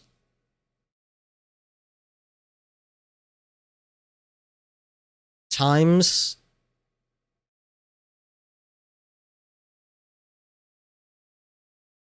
0.5 raised to the H over 60. It's not over 60 that you're looking for.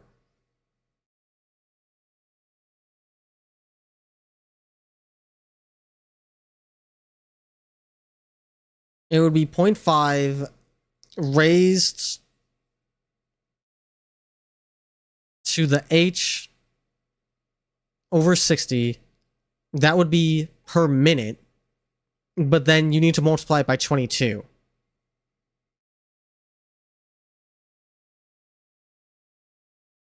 There's a logic here somewhere. Over the course of an hour means it's going to be less than half, which would be U.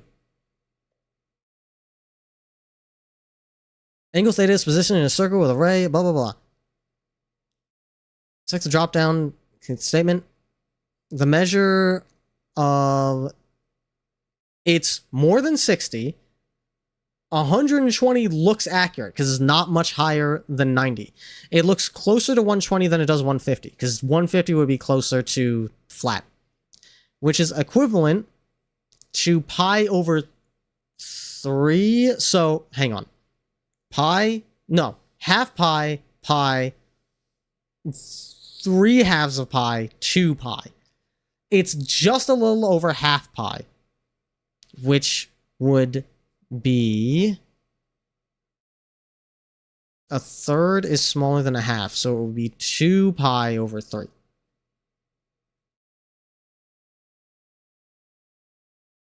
No, that can't be. Can it?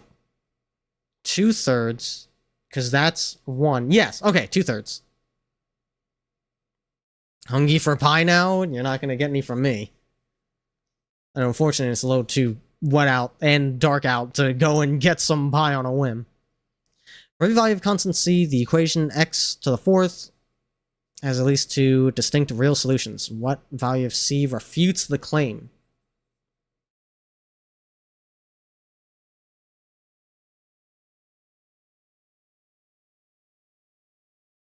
Zero plus 1 minus 0. 0 plus 1 minus 0 times 0. Oh, that's no good. Because you're multiplying it by 0. However, if x is equal to 1 and c is equal to 0, 1 plus 1 minus 0 times 1 is 1. 1 plus 1 minus 0 equals 0. That's not sure. But it says it has at least 2. That's definitely not the correct way to answer that question, but I don't have time. I have 3 minutes. No. The fuck else do you want? No. Consider the equation x plus b where a and b represent real numbers. Which statement is true about the number of real solutions to the equation? The number of real solutions depends only on the value of a. The number of real solutions. The number of real solutions depends only on the value of a. No. It only depends on B, because B determines whether or not the number inside of the root is positive or negative. Right? Right. World population in 1997 was 5.88 billion. Assume that the ratio between the population in 2 consecutive years was constant. Write an equation in the form b equals a times r to the n. A, b, and n are constants that can be used to find r, the rate of growth per year of the world population. Enter only your equation. Okay. Not with this amount of time.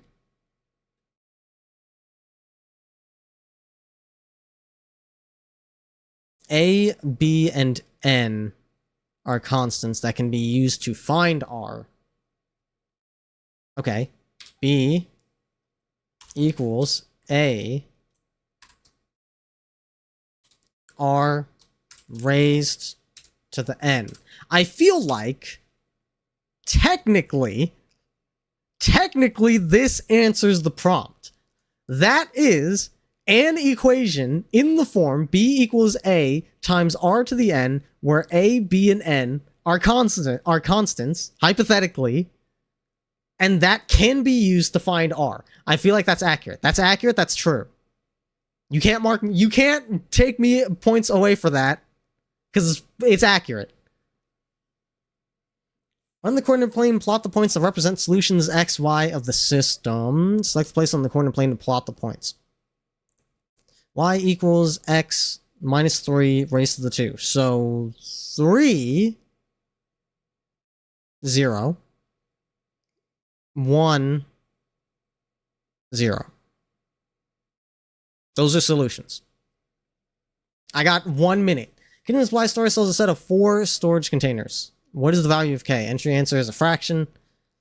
There's no way. There's no way, dude. I'm not getting this one. We're doing 1/1. I got 40 seconds. All right, get me out of here. What do we got? Yo, 20 out of 30. Okay. Hey, wait a minute. Honestly, better than I would have anticipated. Like, I thought I was going to get less than half. I was very not confident in a lot of those answers. Not a passing grade. Technically a passing grade in Baltimore. That explains how I graduated high school. Technically a passing grade in Baltimore. But not a passing grade anywhere worthy of respect. Unfortunately. But you know what? Still better than I anticipated. I think what it is that I'm pretty sure you don't get 1 hour for each of these tests. I'm pretty sure you have more time than that. That helps me feel a little bit better, that I never seem to have enough time. Let me check. MCAP test time limit. Students take 4 sections per content area with a total testing time of 3 to 5 hours for a subject, and I'm doing these motherfuckers in 1! Yeah, this would take... Yeah, this was like... It would take all day. I'm pretty sure, like... It was 1 subject per day, and it would be like a week-long thing. I'm knocking these motherfuckers out. Yeah, I feel a little bit better. If I had 2 hours, it would be over. 2 hours would have been more than enough time. Because with the English, I just got lost in the reading. With the math, I don't think it would have changed much. Like, I kind of knew what I didn't know. I knew, like, what I was just guessing on. So, honestly, I didn't need much longer than an hour. Okay, 20 out of 30. Feeling good. Math. 20 out of 30.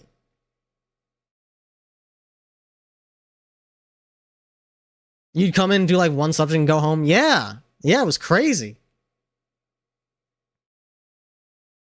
Okay, time for science. Ooh, you only get this in grade 5 and grade 8? Oh, shit. Okay. Alright, let me... oh, actually, let me, in true testing fashion, let me take a little break to refill my drink.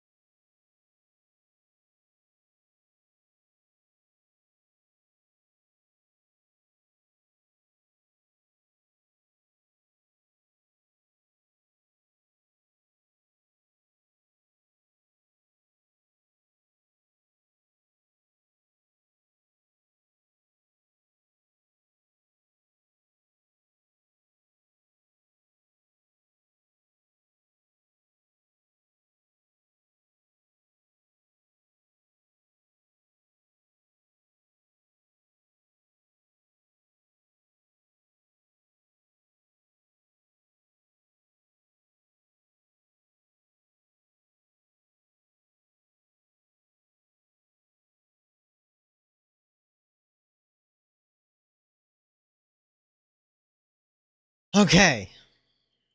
Let's do... It's a little easier because we got grade 8 science instead of grade 10 science. And maybe they'll take it a little easy on me. Let me restart my timer.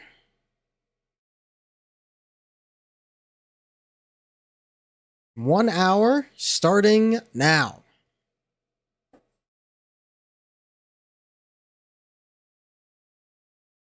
What claim about sexually reproducing turtle grass is supported by evidence? What a start. What a strong start. Also, what do you mean sexually reproducing turtle grass? I didn't know grass could sexually reproduce. Oh wait, no, plants do sexually reproduce. The pollen and shit. Not my ass thinking grass just replicates via mitosis. Supported by evidence. Following plant, filters out pollutants. Grass reproduces in 3 ways. Sexually by using ocean currents. Take longer to establish a community than asexual. Fish feeding on pollen, presence of blades. By relying on other marine organisms serving as pollinators, which has been shown to speed up reproduction compared to the ocean current method. Fish feeding on pollen increases the probability of successful reproduction. The presence of sticky female pistil decreases the probability. That doesn't seem right. A small marine organism with pollen on its body decreases the probability of successful. That doesn't seem right. Presence of blades increases the probability of successful. Okay. Better understand. Video shows pollen sticking to the bodies of small marine organisms. This allowed the pollen to be deposited, which could lead to a seed forming. In addition, pollen that was eaten by small fish would be carried large distances before being deposited in their waste. Coming in contact with a female plant. This method of sexual reproduction led to seagrass populations that covered large amounts of space. Determining the small marine organisms and fish were turtlegrass pollinators. Okay. That means it's A. Thank you for the lurk board, much appreciated. I'm guessing you're going off to take your own MCAP. I get it. Don't want to, no cheating. Scientists claim that, wait, read all the information. Okay. Sexuists claim that turtle grass plants are successful at reproducing sexually. Identify the 2 specialized structures that support this claim. I mean, it's gotta be the flower and the stamen, right? Maybe the blades.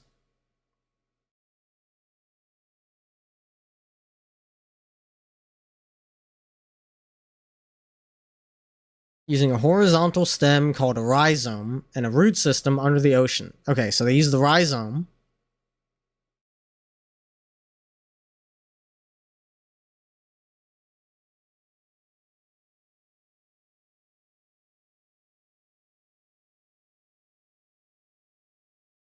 They're male and female with specialized structures.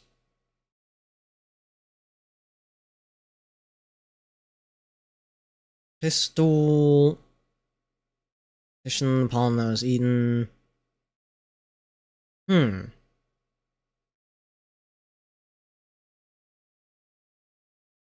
a root system under the ocean.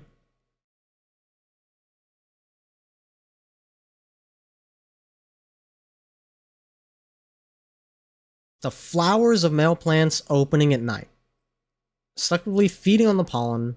They were feeding on the pollen in the flowers. Okay, so it's the flower and the rhizome. The fucking sexuists. They're bastards. Well, they're progressing our understanding of reality, alright? Use evidence to order the events that describe the relationship between increased runoff from heavy rains and the effect on turtle grass populations. Relationship between increased runoff. Okay. Data on specific traits. Blade length. Environmental factors can affect these traits. Decrease in water clarity. Increase in rainfall. Small decrease in population numbers. Large amounts of runoff.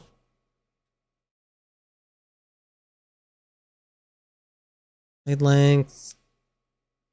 Average dry mass. Large number of plants. Blade width. Blades were broken off, causing a large number of blade fragments. Increase in fast-moving underwater currents. Small decrease in population numbers.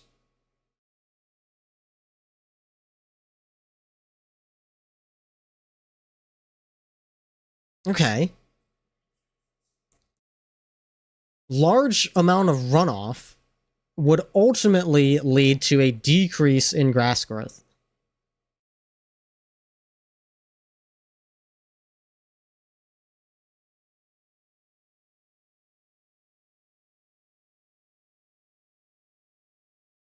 Because large amounts of runoff leads to a decrease in the amount of sunlight, causing in a decrease in the ability of the turtle grass to make food. Oh, I clicked the wrong one. Decrease in the amount of sunlight, which means less food, which means less growth. Based on the evidence, an increase in the erosion of the ocean's sandy bottom would most directly affect the... Let's see.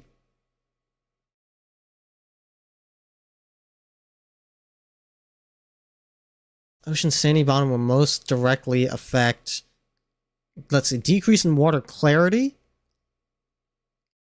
4 centimeter blade length. 6 millimeter blade width.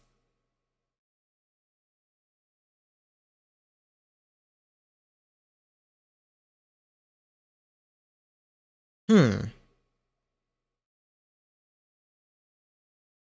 guess it would affect the dry mass because nothing seems to affect the blade. Nothing seems to affect the blade width and length.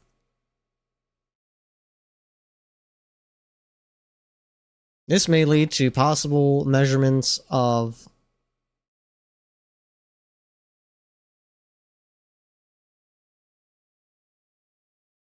$100 grams per square meter. Okay. They're asking about this. Possible measurements of 100 grams per square meter and a decrease in growth.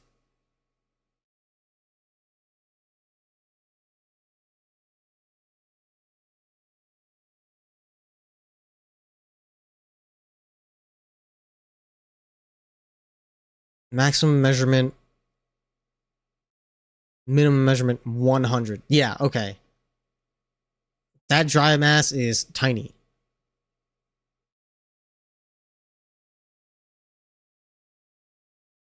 Use evidence to identify which environmental factors will most likely affect turtle grass growth in a positive or negative way. All options will be used. Storm that produces large waves, bad. Less runoff, good. Increase in large number of sunny days? Hang on.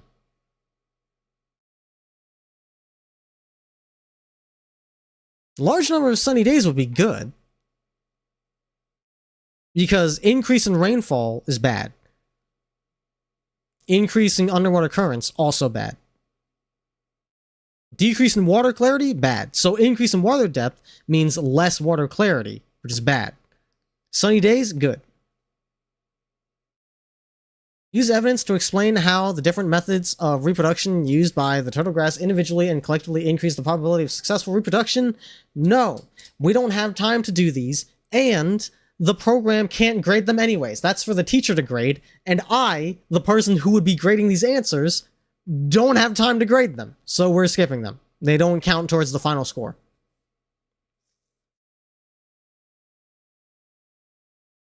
Which question can be answered based on evidence from the data? Does the global energy used by humans from fossil fuels follow the same overall trend as the average global temperature at Earth's surface from 1900 through 2000? I mean, kinda. Wait.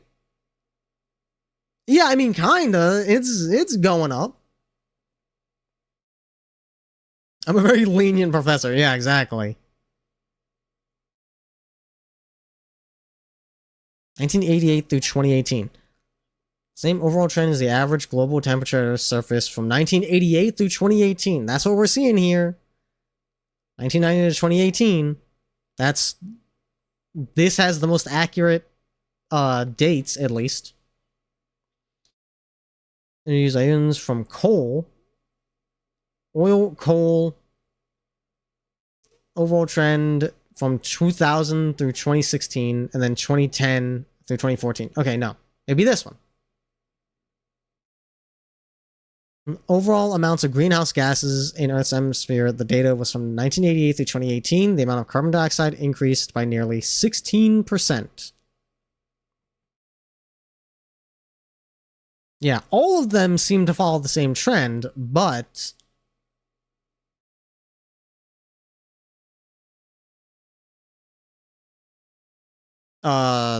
this one is the only one that has the dates correct.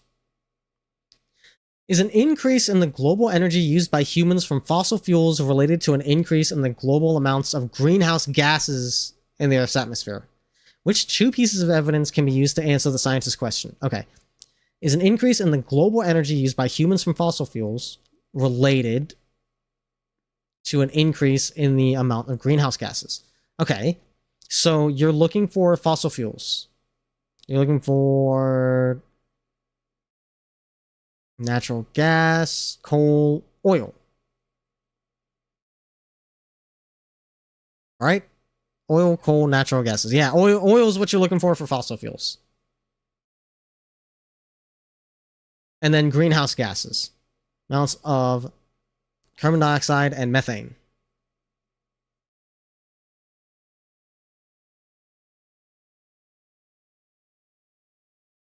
Complete the statement to best explain how the fossil record of the outcrop can be used to organize Earth's geologic history.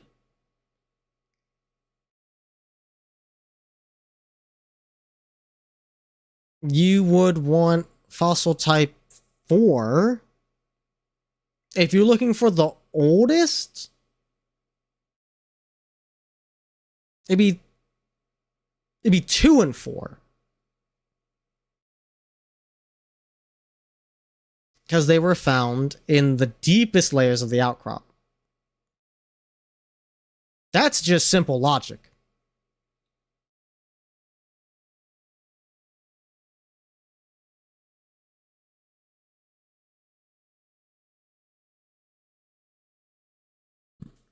Which statement provides the best evidence that a volcanic eruption occurred at the outcrop?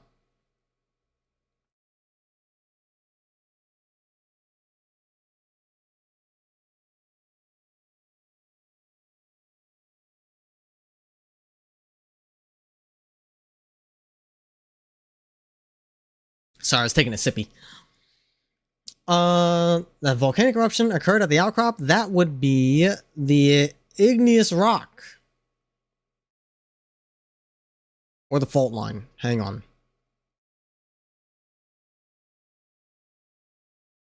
Outcrop found in the mountains.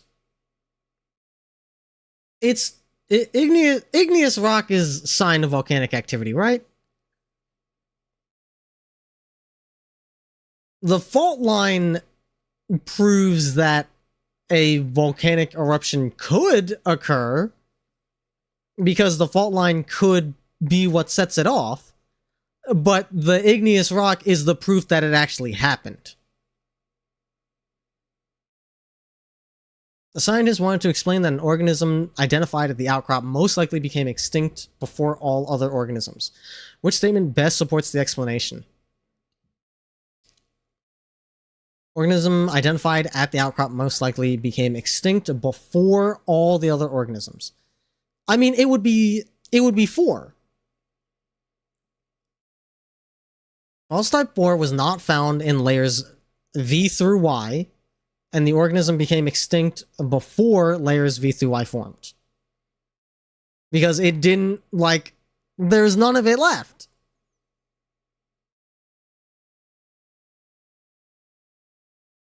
That shit went extinct before any of the other species even started showing up.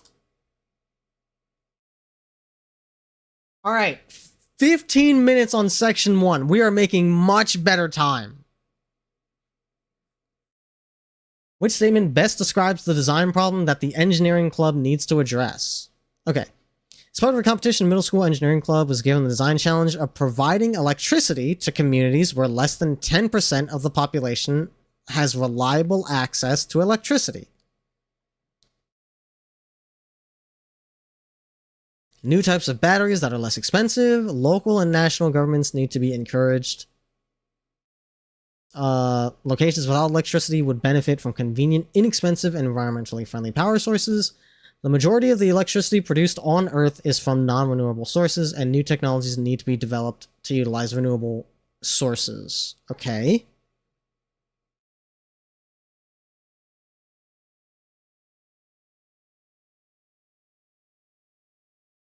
Damn, I was expecting there to be a little more info here to work with. Okay, the crux of the competition is provide electricity to a community that does not have reliable access to it. So, locations without electricity would benefit from convenient, inexpensive, and environmentally friendly power sources.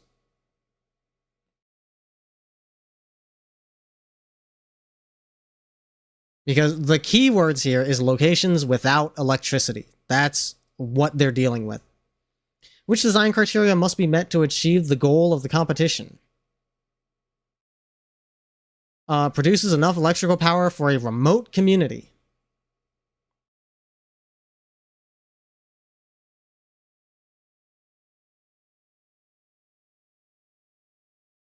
Which 2 criteria of the generator can be quantitatively measured?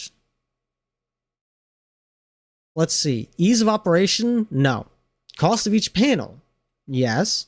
Electrical output? Yes. The material from which each panel is made? I don't think you quantitatively measure that. The type of anti-reflective coating used? No. Electrical output and cost are things that you can measure with numbers. They are quantitative data. A major advantage of using gasoline generators. Major advantage of using gas. Let's see.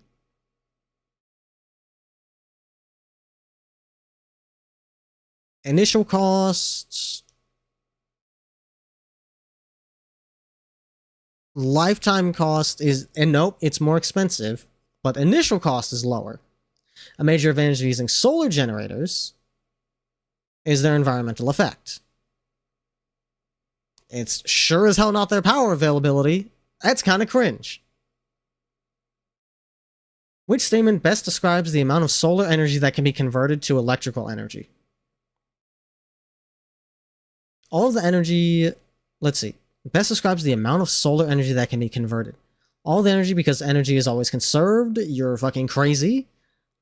All of the energy because light can completely pass through glass. No. Some of the energy because light is reflected off the glass. Some of the energy because light is an electromagnetic wave. C sounds, of the two, C sounds more accurate. Without anti-reflective. With anti-reflective. Very low reflection percentage, which is good. Due to the glass on the panel, some of that energy is reflected. Yes. Okay.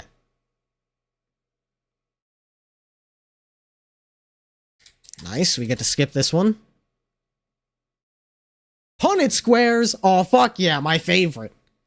Students constructed a Punnett square for corals that illustrates the transmission of the trait that allows the corals to live in warm water. Coral polyps X and Y are blank. Oh, I see. Coral polyp X, coral polyp Y. X has a dominant, Y is recessive on both. They do not have identical allele pairs. X and Y are the parents and have different allele pairs. A Punnett square is fucking rule, man.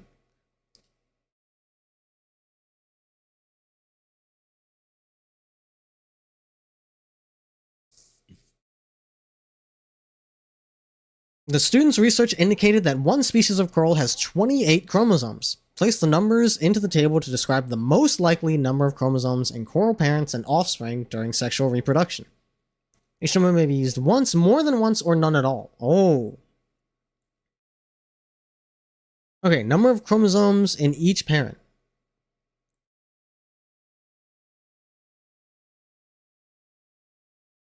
This does not appear to be related. They have 28 chromosomes. So each parent has 28 chromosomes. 14 from parent 1. 14 from... Wait a minute. Is that accurate? Yeah. Yeah, because they pair up. Which means you end up with 28 again, because each individual specimen is going to have 28 chromosomes. So half are contributed from each parent, and they pair up in different ways to once again create 28 chromosomes in the offspring. Right? I feel like that feels too obvious. I feel like I'm fucking it up. The students continued their research to determine how different coral colonies interact with one another. When different colonies of corals reproduce with one another, the method of reproduction used is sexual, right? Corals use asexual reproduction to expand colonies and use sexual reproduction to form new colonies that can be far away from the parents. Yes, when different colonies reproduce with one another, it's sexual. This method of reproduction will most likely cause an increase in genetic variation because you're now blending traits.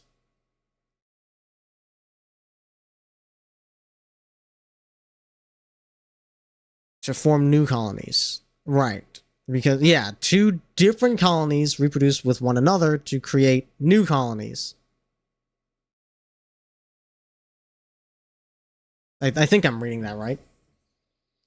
The research indicated that there are coral species that live much deeper in the ocean and prefer to live in cool water. If a cool water coral species were moved to a shallow reef near the equator, the corals would most likely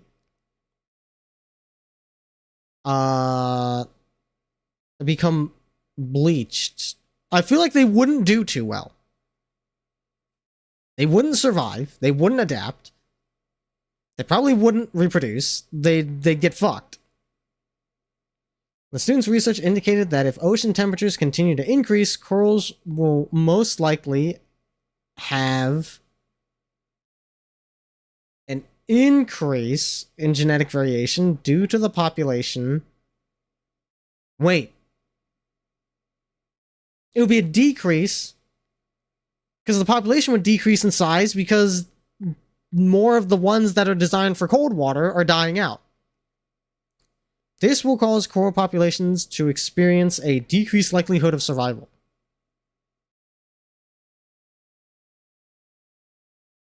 Stony corals and other coral species that build reefs prefer to live in warm, shallow water.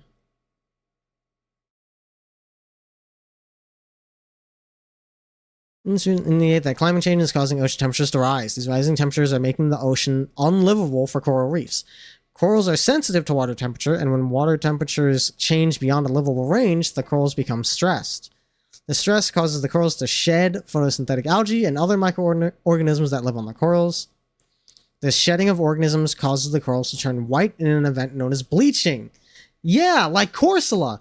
That's why that fucking the ghost Corsola is depressed. It's because she's bleaching.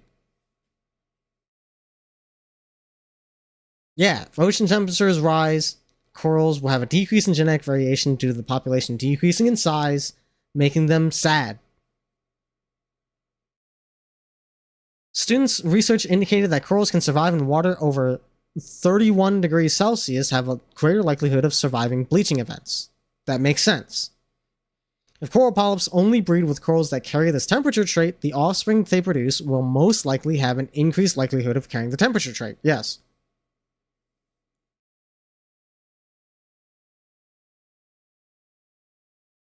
It's also why it's the ghost type. Yeah! Poor things. Use evidence? How about you suck my ass? Oops. Alright. We got 35 minutes left. We're on good pace. Students were asked to predict what would happen if the gravitational pull of Earth diminished. Use a student's model to identify the most likely motion of the moon if the gravitational pull of Earth diminishes. I mean, it's already... Because diminished doesn't mean disappear. Like, it's not gonna go straight down like that. That seems crazy. In different positions, the student uses observations to construct the following diagram.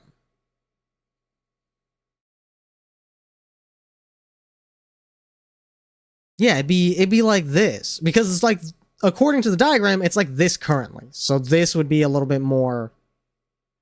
This would be diminished. Not annihilated. Just diminished. A student extended the moon phase activity by placing the golf ball and basketball into the positions the objects would occupy during a solar eclipse. The student's observations are shown in the following diagram. As part of the moon...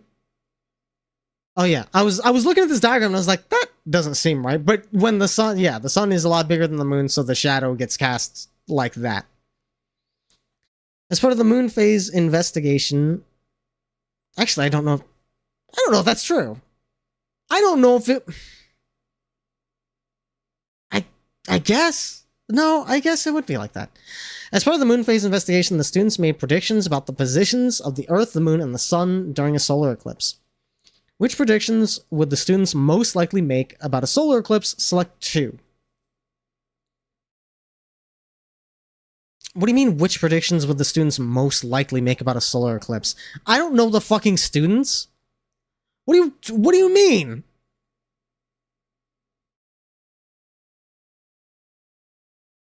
A solar eclipse occurs when the Earth is between the sun and the moon. No, looking at the diagram, this is a solar eclipse. The moon is in between the Earth and the sun. The moon blocking sunlight. Solar eclipse is only visible in certain areas on Earth. Solar eclipse affects only areas near the equator.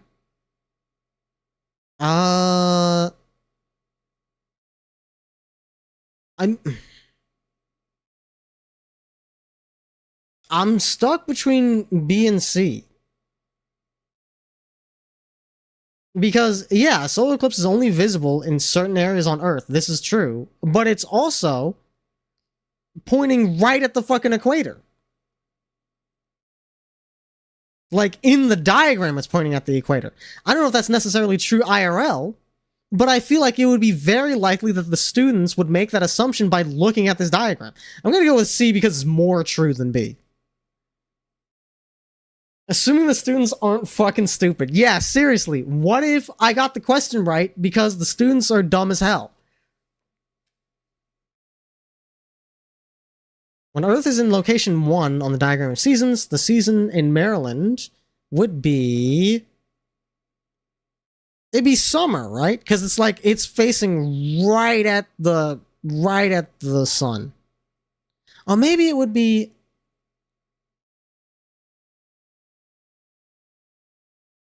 Four would definitely be winter because Maryland on the east coast of the US is completely shrouded in darkness, which means by out of principle, that means on the opposite end, this is summer, which means this is spring. Spring, summer, fall, winter, because it's going in a cycle.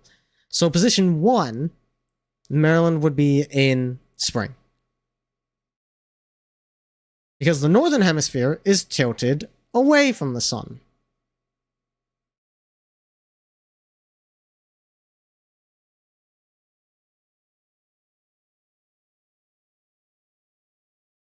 Am I stupid? Hang on. What if it's backwards? Because this is tilting towards the sun. So that would be spring. So this would be fall because the northern hemisphere is facing away from the sun and it's in the halfway mark. Okay, so it'd be fall.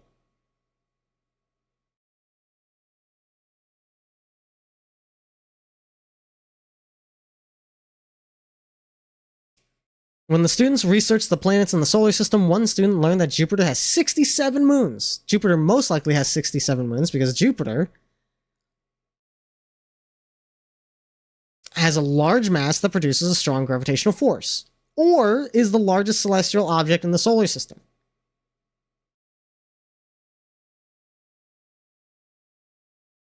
It fat. I feel like these are both true. Is Jupiter the largest one? Hang on. Actual diameter. Yeah, Jupiter is the biggest one. That's not true. The sun exists. Oh, you're right. It's not the largest celestial object. It's the largest planet. Okay. Good eye. I wasn't thinking about that. The students constructed another model of the solar system using round objects of various sizes. If the students chose a volleyball, which is 25.6 centimeters in diameter, as the sun, then the round object the students would need for Earth would be approximately 1/10, 1/100th. It'd be 1/100th, right? Yeah, 100 times less. I was like, is it 100 or 1,000? No. After researching the orbits of asteroids in the solar system, students explained that in order for asteroids in the asteroid belt to remain in orbit,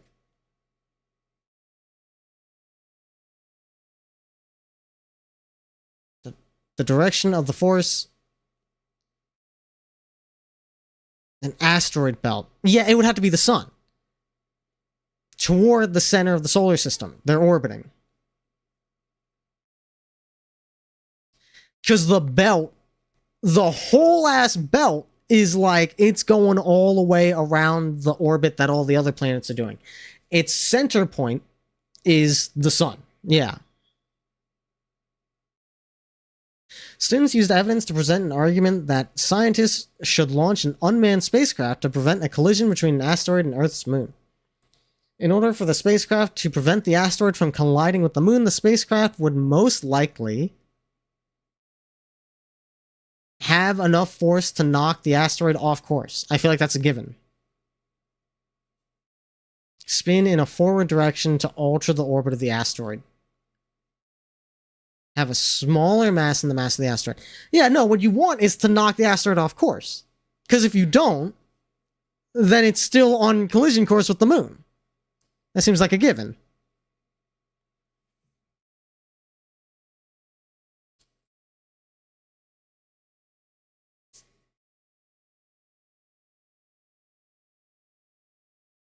Gaspra and Mathilde.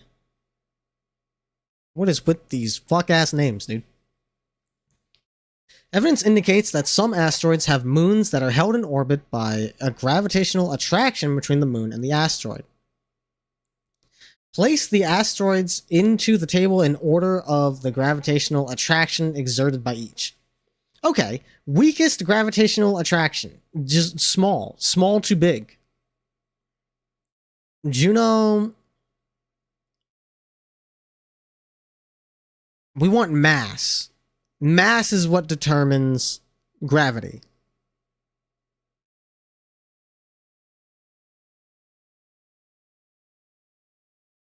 Let's start with Juno as the weakest, and we will compare as necessary. Eugenia has a mass of 6,000 compared to Juno's 20. So we know Juno is stronger than Eugenia. Gaspra, mass of 10. That shit weak as hell. Mathilda, mass of 103. Stronger than Eugenia. Oh, sorry. Stronger than Eugenia. Wait. No, I'm an idiot. Weaker than Eugenia. Mathilda, 103 compared to Eugenia's 6,100. So you're weaker. But stronger than Gaspar. Gaspar is a little baby back bitch. Ottawara, never mind. Ottawara's baby back bitch. What the fuck? 0.2? Cringe.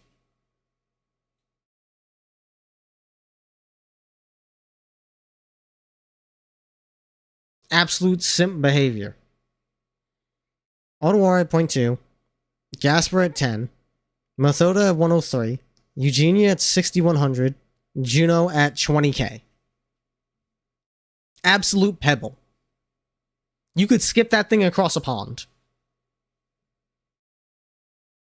Data from the students' research indicated that some asteroids are orbited by other asteroids. Select the asteroid that would most likely be orbited by other asteroids. Most likely be orbited by other asteroids. So the one with most mass.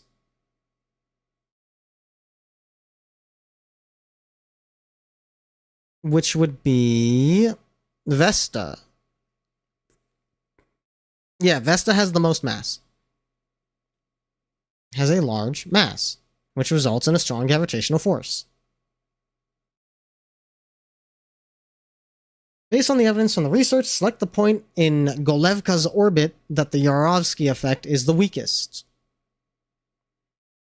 What is the Yarovsky effect? The effect happens when the sun heats one part of an asteroid's surface more than other parts. The uneven heating causes a force that pushes an asteroid out of its normal path. So, maximum Yarovsky is when you are closest to the sun, which would be this.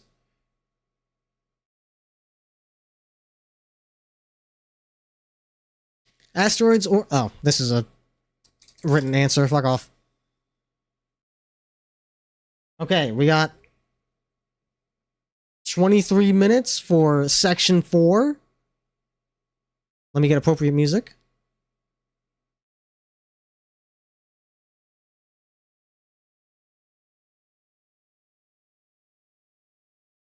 Weakest, you fool. What do you mean? Did it say when Yarovsky was at its weakest? Did I misread it? Ah, man.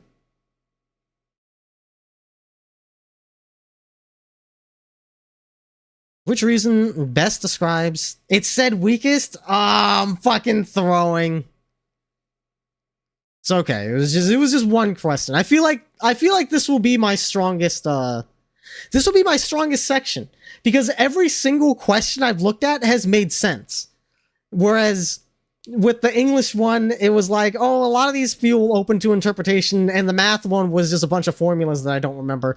Every question in the science one is like, oh yeah, I know, I understand this question. It applies logic. Which reason best describes the societal need for soap made from materials such as coconut oil? Some varieties of these products are made from crude oil. Some companies continue to use crude oil because it saves them money. However, we are going to run out of crude oil. The need for fossil fuels used in soaps will decrease. More farms will be built for soap materials. More soap will be available at stores. The need for sodium hydroxide will decline in demand.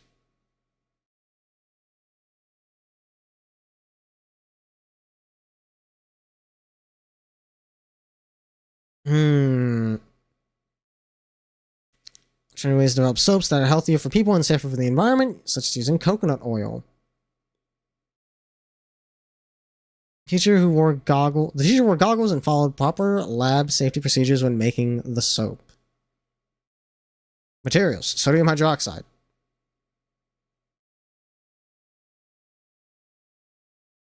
So sodium hydroxide would increase in demand because we're using it to make soap. The need for fossil fuels used in soaps will decrease. Yes, that's what they're looking for. Don't tell Scar we're running out of crude oil. Yeah, I mean, you don't gotta tell her twice. She's the reason we're running out of crude oil. She's fucking eating it all. The student decided to do more research on the effects of the production and use of crude oil, gathering information from which of the following sources would be most reliable. An asphalt manufacturer that uses crude oil regularly. Hang on.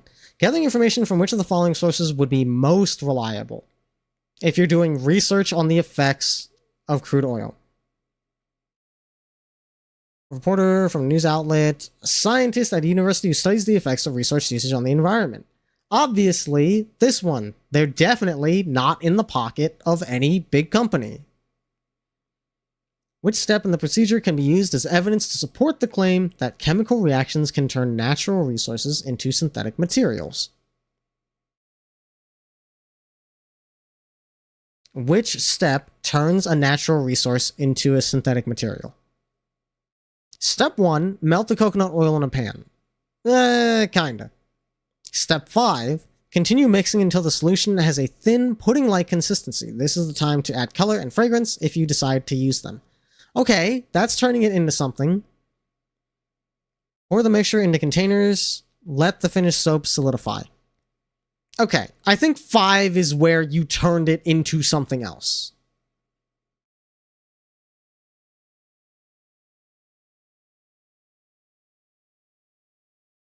Company, manufacturer, well, we can strike both those off. Yeah, and you can strike the reporter off too for the same reason.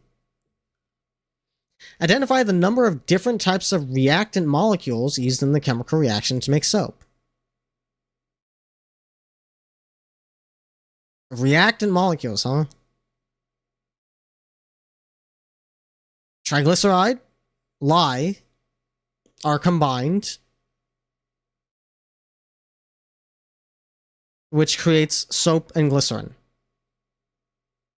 It would be 2, right? Because the triglyceride and the lye is what reacts. The soap and the glycerin are results of the reaction. They were not reactants.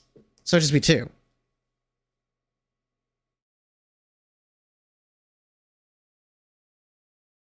Because these are, like... Oh, wait. Triglyceride is not a molecule. This is a hydrogen molecule and a hydrogen molecule and a carbon molecule. Is that how that works? Do I have to count all of these? Oh, man. I'm going to feel like a big dummy if it's just 2. 1, 2, 3, 4, 5, 6, 7, 8, 9, 10, 11, 12, 13. Let me start over. 1, 2, 3, 4, 5, 6, 7, 8, 9, 10, 11, 12, 13, 14, 15, 16, 17, 18, 19, 20, 21, 22, 23, 24, 25, 26, 27, 28, 29. It's 29 reactant molecules, assuming each of these elements is an individual molecule.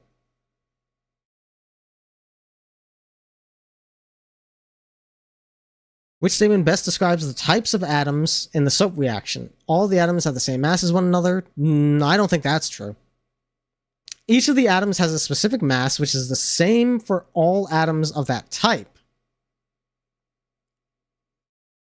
Each of the atoms appears in every reactant molecule each of the atoms appears in every reactant molecule in the soap reaction. Each of the atoms appears in every product molecule in the soap reaction.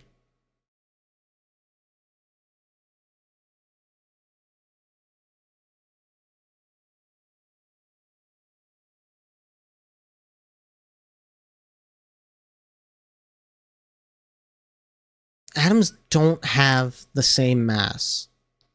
Also, it's saying that the atoms appear in the reactant molecule, which means I was right the first time. These are atoms that make up the molecule, which means it's just two molecules.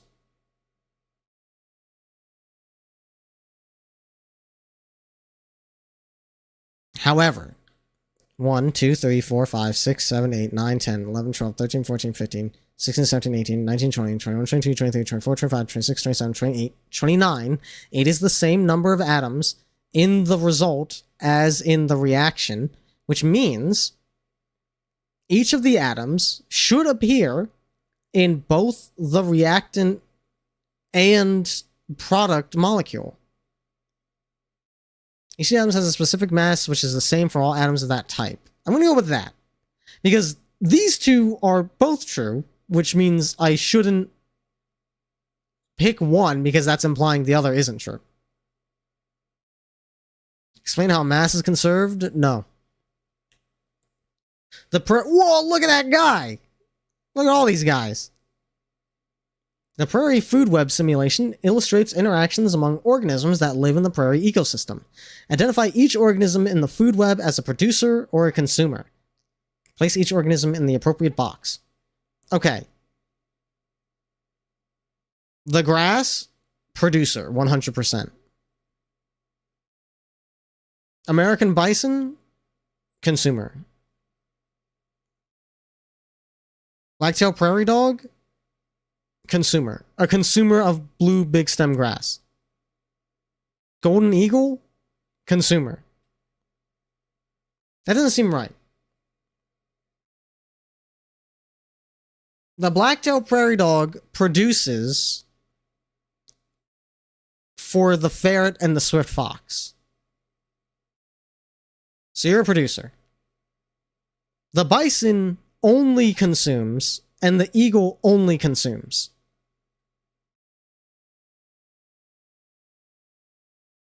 The prairie food web diagram illustrates interactions among organisms that live in the prairie, which best describes the sources of energy for the producers and consumers in the food web. Consumers and producers both obtain energy from decomposers. I don't think so. I don't think that's true. Consumers gain energy from the sun, while producers obtain energy by eating other organisms. Other way around. Producers obtain energy from living organisms, while consumers obtain energy from the non-living parts of the ecosystem. No, that's a decomposer. Producers use the sun and non-living parts of the ecosystem to generate energy, while consumers gain energy from other living organisms. That's true.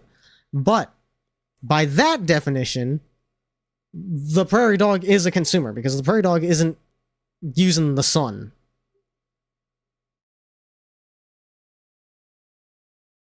Prairie food web diagram. The arrows in the food web represent the movement of one organism into the territory. No. The transfer of energy. Yes. Research stated that the prairie dog and ferret interact with one another in the prairie ecosystem. Which graph best represents the changes in the amount of grass and prairie dog population when the initial number of ferrets in the ecosystem was 140?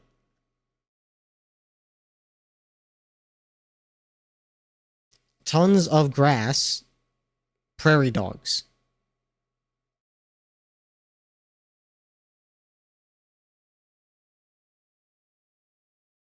when the ferrets in the ecosystem was 140. Okay. Prairie dogs started off high, then went down, then went up, then went down twice. Yeah, started up, then went down, then went up, then went down twice. Okay, this is the only one that does that.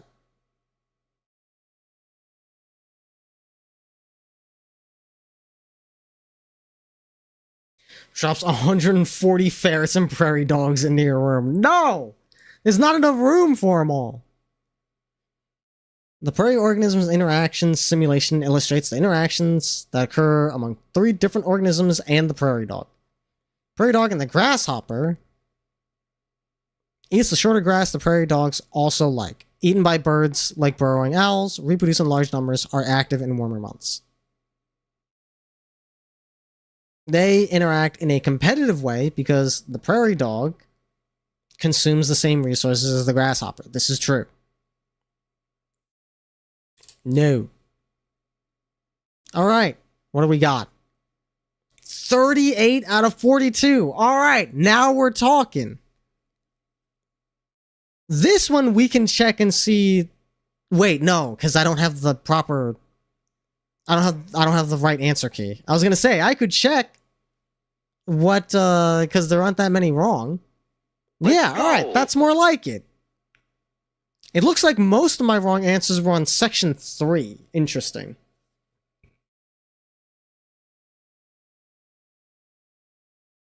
$38 out of 42. We're fucking gaming. And we had 10 minutes to spare.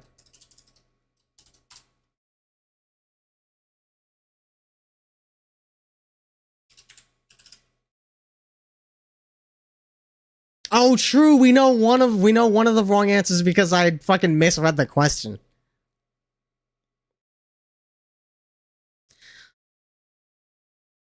It also helps that, like I said, it was 8th grade science instead of 10th grade science. I'm sure 10th grade science would have kicked my ass a little harder. Okay, it's time for fucking... It's time for the big evil. We need appropriate music for this.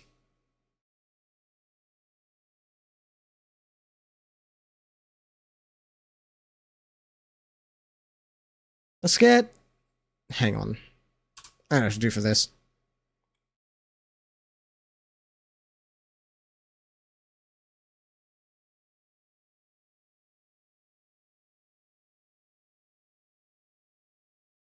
This shit is gonna eat my ass alive, dude. 8th grade social studies, the only option? What do you got?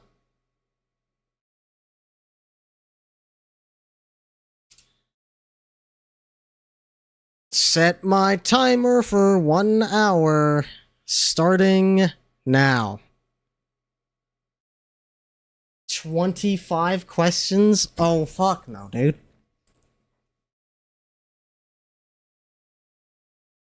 Oh, true, 10th grade would have been fucking...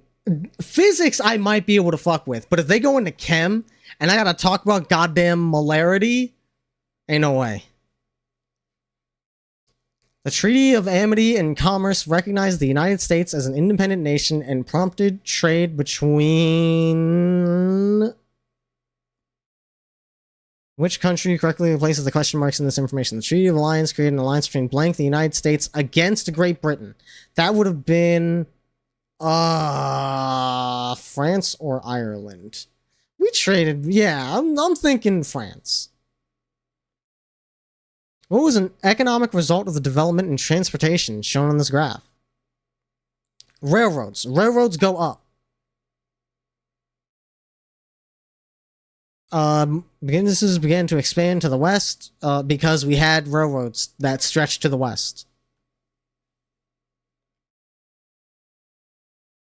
Representatives and direct taxes shall be appropriate.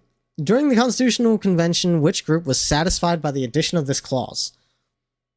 Direct taxes shall be apportioned according to their respective numbers, which shall be determined by adding to the whole number of free persons, including those bound to a service for a term of years, and excluding Indians not taxed, 3/5 of all other persons. Let's go!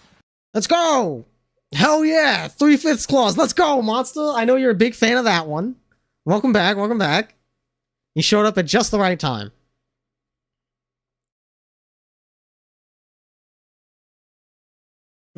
This was for the plantation owners. You know what? You know what they call them? Modern Jim Crow monster. I know that's what they call you in the club. Which part of the Compromise of 1850 did Southern states most support? The establishment of a stricter fugitive state law. Yeah, that sounds about right. They whatever fucks over slaves more. What did you do? Listen, it was just poorly timed. What can I say? It was all in the timing. Study the map. Select the 2 areas that were most geographically important to the American defeat of the British during the War of 1812.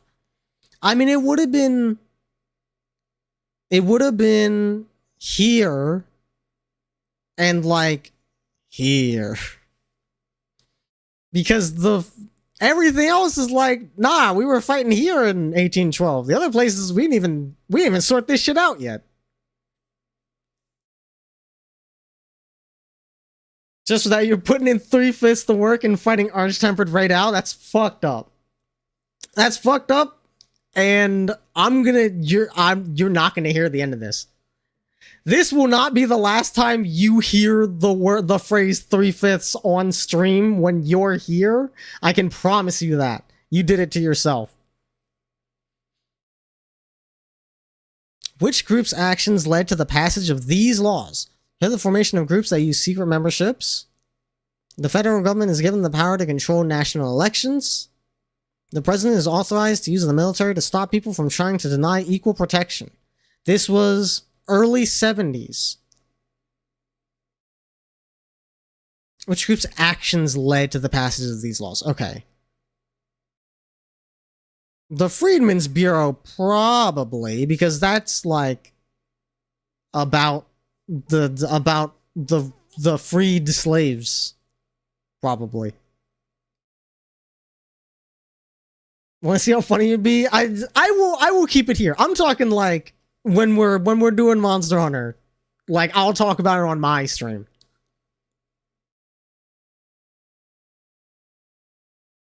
I tell you what, now let's be clear.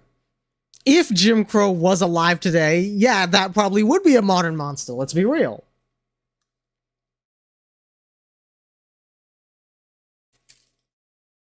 I think that's a perfectly cromulent assessment. Which of the following actions is an example of colonists protecting British policies? Following British laws. I don't know if they actually did that, but that would be an example. He be monster. He probably prefers the hard art. Fuck. The layup, the alley-oop into the swish. Absolutely perfect. Which case established the Supreme Court's authority of judicial review? Plessy Ferguson is a name that I recognize from school. It's the only one I recognize out of this set. Which action correctly completes the diagram? Continental Congress printed paper money. The value of money dropped. Blank. People made counterfeit money. People began to demand stronger national government.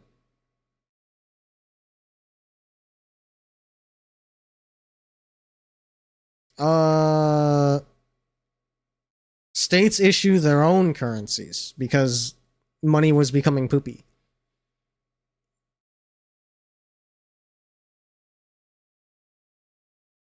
Or they abolished national banks. Because that would decentralize the money and make it way easier for people to counterfeit money. But I also don't know if the government ever abolished national banks.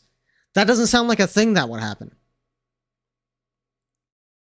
Use your knowledge of US history. I don't have any. What was one effect of the Civil War on the Northern economy? I mean, agriculture would have had to go down because people were busy fighting. Surely. It's B. I'm going to stick with A for the sake of, like, that's what I thought. You know what? No. I am going to go with B because I was torn between A and B. So, fine.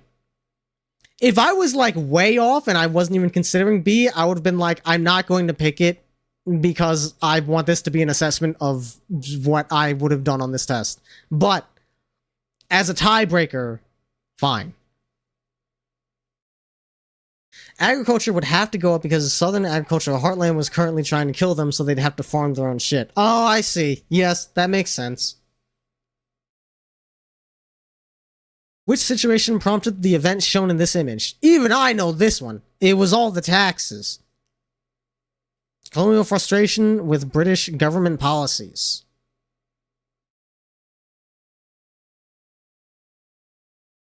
British merchants limiting the types of products sold in colonial ports. I mean, that also could have been bad, but generally they were fucking mad. As the case comes before me, therefore, I understand that the president not only claims the right to suspend the writ of habeas corpus himself, but to delegate that discretionary power to a military officer and leave it to him to determine whether he will or will not obey judicial process that may be served upon him. Select the name of the court case referred to this expert and drag it into the box. We're going Plessy v. Ferguson again, because again, that's the only one of these three that I recognize. Select the two statements that best describe the impact this Supreme Court case had, and drag them to the boxes in any order. The Supreme Court ruled the president acted unconstitutionally. Congress passed a law requiring prisoners to be indicted or released.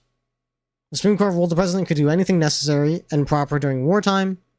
Congress passed a law requiring the emancipation of enslaved people. That feels irrelevant to this. It feels like an odd man out compared to the rest of these. Supreme Court ruled that the president acted unconstitutionally and therefore passed a law that requires prisoners to be indicted or released. Because if they found that the president could do anything, then why would they pass this law? They would be like, no, it was fine.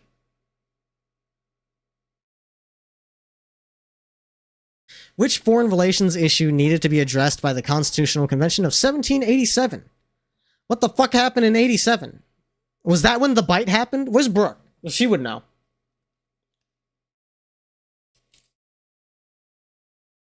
Brooke, was it the bite of 87? Is that the correct year?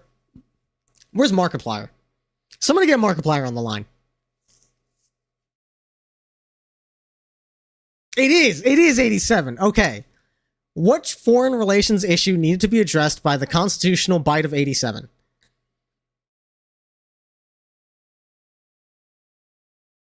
$200 early, unfortunately.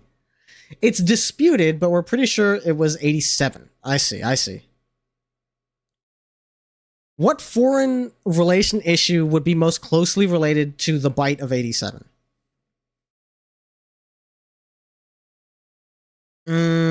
It would be... I mean, it would be the inability to send diplomats. Because you can't... It's not safe. They're gonna get bit.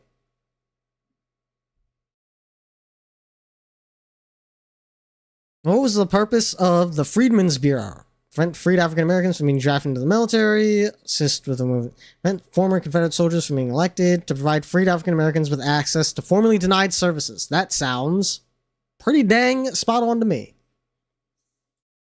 At Concord, the terrain was more hilly and varied than at Lexington, with a number of hills and rivers that affected military strategy. West of the North Bridge was an elevated ridge, alongside the river, that allowed a commanding view of the North Bridge and surrounding road. What factor that led to the American victory during the Revolutionary War is described in this excerpt? Geographic knowledge of the land. It sure as hell is not any of these other three. These illegal animatronics are trying to steal our jobs and entertain our kids in their own quirky way. It's true. They're a bunch of freaks. How did the Missouri Compromise of 1820 affect the issue of slavery in the United States? The compromise, huh?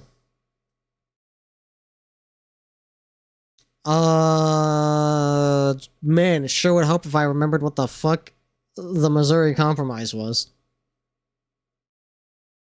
Prompted Southern states to secede from the Union. They were fucking mad. They were big mad about the Missouri Compromise. They were like, you know what? Fuck this bullshit. I might have been right this time. What do you mean by that? Select the two events that complete the diagram about African American voting. African Americans are prevented from voting in the South. Abolish movement. Educations. Require literacy tests. Okay.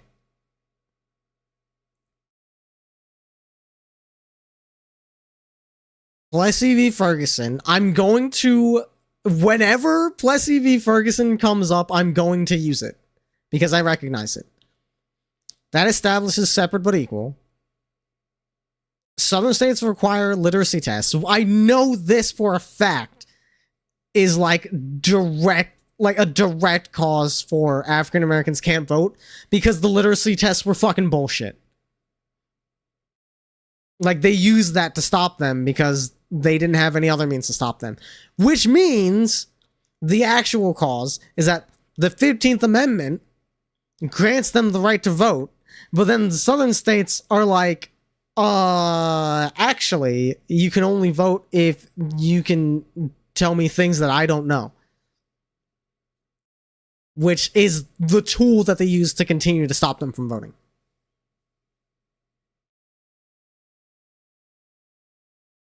I called you 3/5 of a monster? Yeah. Okay.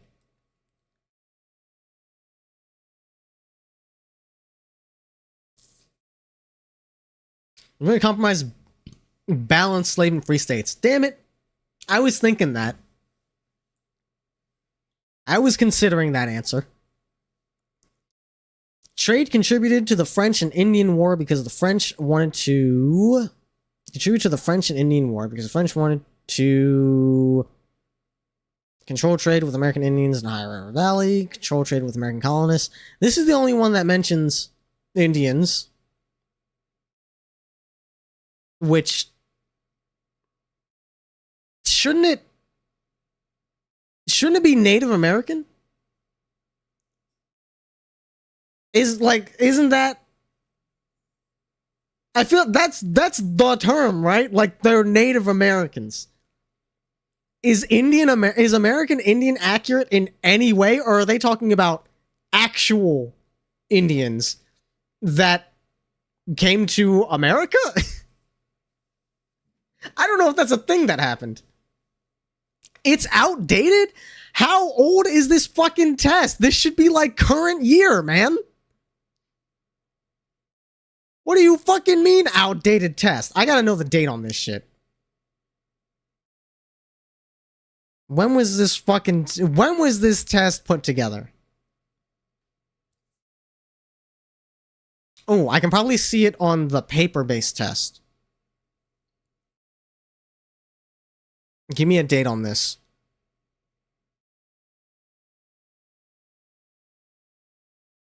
Nothing? Oh man, I was hoping I could get some like metadata or something.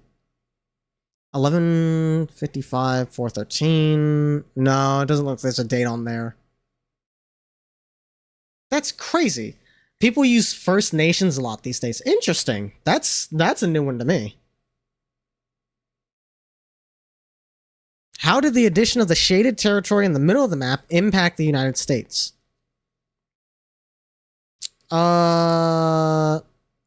Increased trade relations with Native Americans. Because it's like we're talking to them more.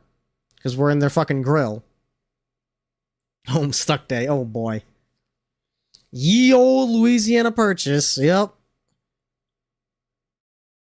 Show me that age and country where the liberties of the people were placed on the sole chance of their rulers being good men without a loss of liberty. I say that the loss of that dearest privilege has ever followed, with absolute certainty, every such mad attempt. Patrick Henry wanted to prevent the problem being described in this excerpt by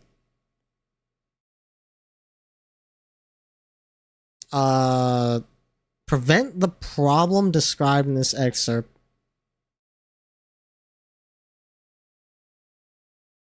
by keeping the Supreme Court from overturning laws. I have an issue with the way this question is phrased. Is it asking what Henry wanted to happen, or what Henry is trying to prevent? Like, Henry is trying to prevent the problem in this excerpt. Is he saying keeping the Supreme Court from overturning laws is how you prevent this problem? Or is it like preventing the problem that is caused by granting more powers to the national government? It sounds like the Bill of Rights. I think you're right, but if I was in this situation, I'm putting myself back in school. If I was sitting here in school, I would have said C. That's on me. I do think you're right, but for the integrity of the bit, I'm going to not change my answer. Select the two details that best complete the table. But we're finally at Ferguson. Let's go.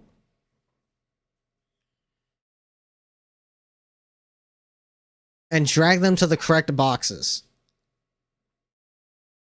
The 14th Amendment provides equal protection under the law. Constitutional question. Plessy versus Ferguson results in separate but equal. The question determines that laws cannot address racial segregation.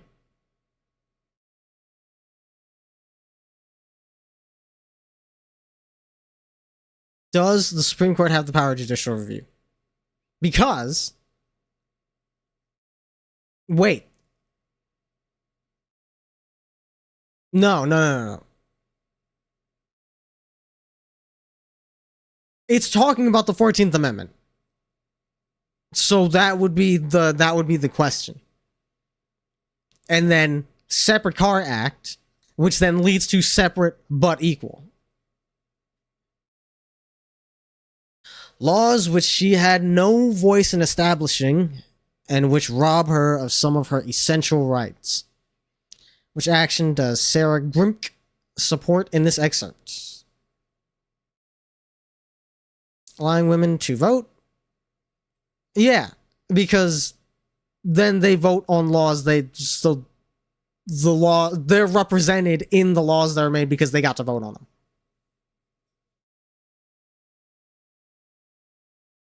One result of the War of 1812 was that the United States agreed to protect American Indian lands, increases domestic manufacturing of goods. We'll go with that. Granting citizenship to women is a wild answer.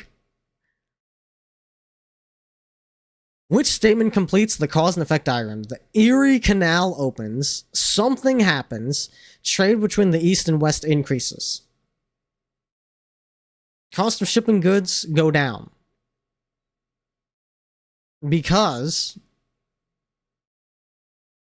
I don't know. The canal opens, so, like, probably not also the road, right? So it'd be steamboats. Steamboats combined with the canal means that you can giga trade.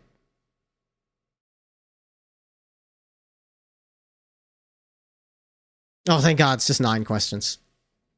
Oh, we're down to 40 minutes. So honestly, making pretty good time. Considering we did fucking 25 questions. Now, in view of this entire disenfranchisement of one half the people of this country, we insist that they, women, have immediate admission to all the rights and privileges which belong to them as citizens of these United States. Which female American leader most likely made this statement at Seneca Falls, New York, in 1848?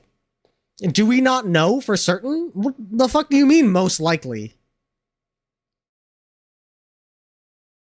I don't know any of these names but Harriet Tubman, and I'm pretty sure it was not Harriet Tubman. She was busy doing other stuff.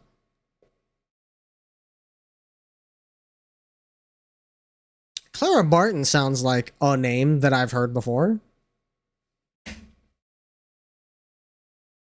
Which statement about the Supreme Court decision Ex parte Merriman is correct?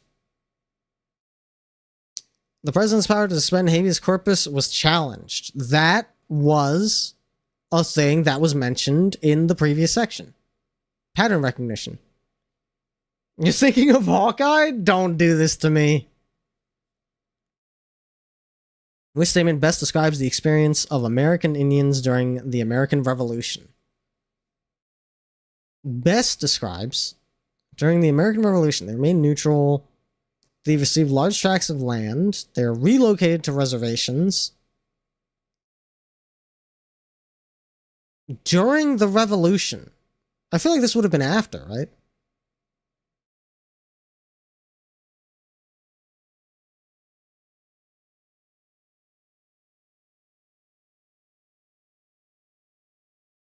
I was thinking D. I'll take that. I'll take that confirmation.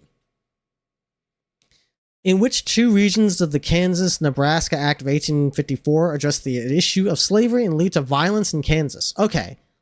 I mean, it's gotta be like, Kansas is like hereabouts, so probably these 2 areas.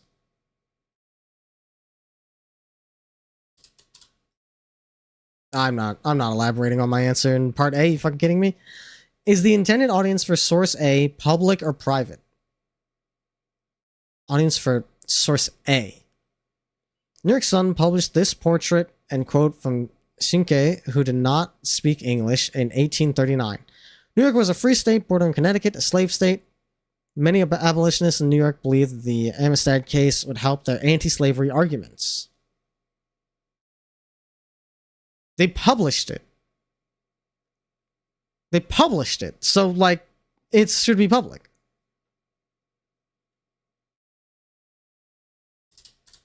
I'm not doing this. Do source A and source B have similar or different reasons for why the men of the Amistad should be considered free? Done. That's what we've proposed.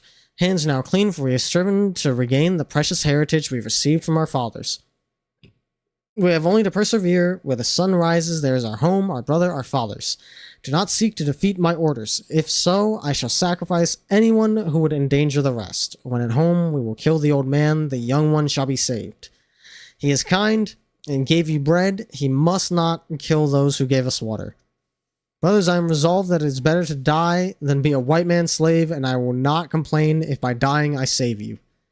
Let us be careful what we eat, that we may not be sick. The deed is done, and I need say no more.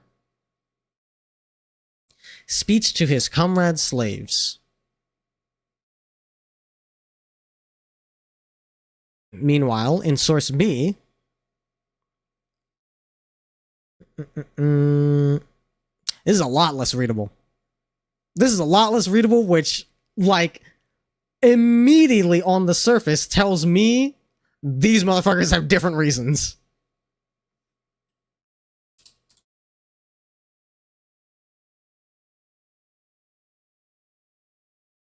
Colonies and the Empire both promised to leave them alone if they served them. Ah. We're not answering this shit. We're not answering this shit either. Damn, social studies test easy. Not another 25 questions. Oh shit. Okay, we're making good time. I got like 30 minutes. I honor those good men and women for their noble daring and applaud them for willingly subjecting themselves to bloody persecution by openly avowing their participation in the escape of slaves. Which action is Frederick Douglass referring to in this excerpt?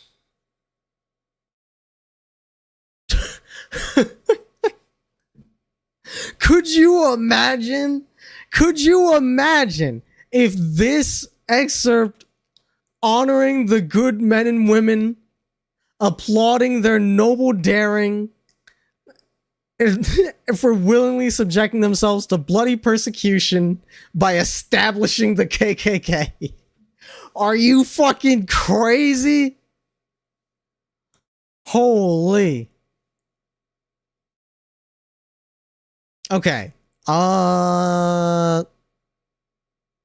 Participation in the escape of slaves. So that's gotta be Underground Railroad. Surely. What was one reason the War Hawks wanted to declare war against Great Britain in 1812? To protect American Indian allies. That sounds about right.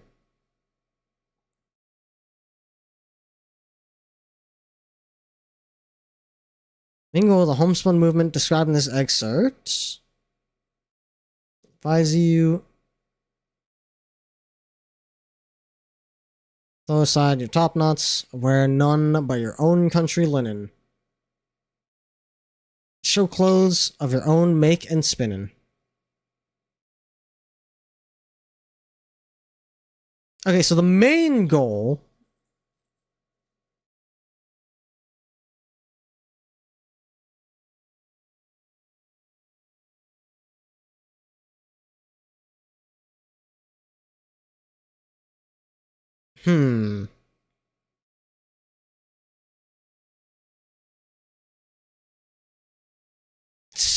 This was 1767.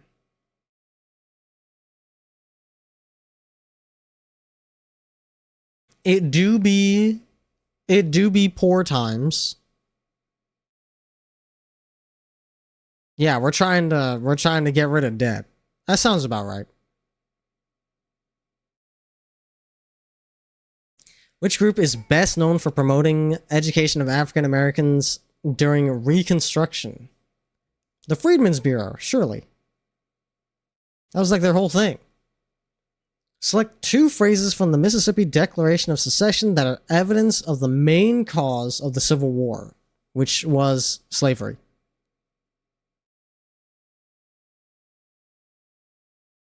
Not overstate the dangers. He supplies the product. Quality of the South. North is excited and inflamed with prejudice. Loss of property worth $4 billion. Yeah. Sounds about right. They wanted their slaves, bro. Their property. No person held to service or labor in one state under the laws thereof, escaping into another, shall, in consequence of any law or regulation therein, be discharged from such service or labor, or shall be delivered up on claim of the party to whom such service or labor may be due. This clause was included in the Constitution to ensure acceptance and ratification by Southern delegates. This was to pacify the Southerners who wanted to make sure that slaves could not escape into the North and be home free. They wanted to make sure they could get their property back.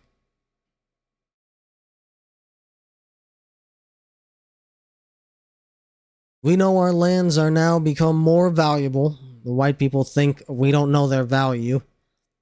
But we are sensible that the land is everlasting, and the few goods we receive for it are soon worn out and gone.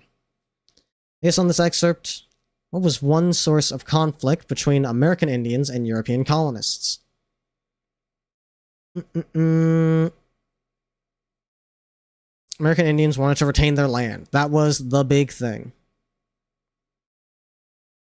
Which article in the Constitution helps fulfill the preamble's goal of establishing justice?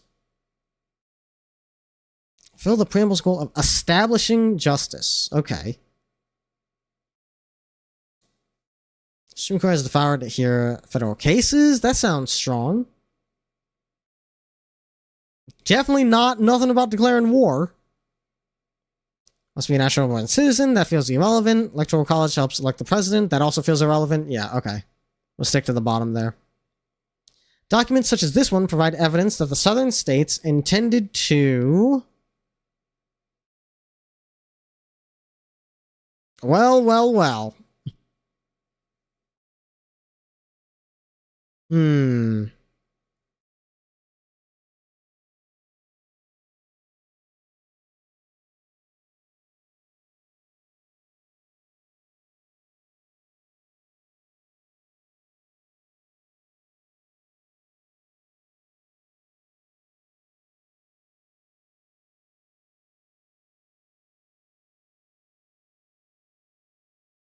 The poll tax? Oh! You're right. Prevent them from voting because they don't got no fucking money.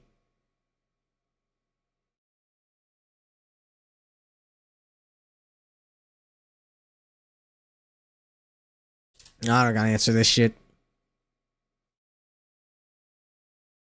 There's a kind of innate feeling, a lingering hope among many in the South, that slavery will be regalvanized in some shape or other. The freedman has not now the protection which the master gave him before. Testimony of random white guy in Alabama. Yeah, that sounds about right. I'm referring to in this excerpt, an innate feeling, a hope that slavery will come back.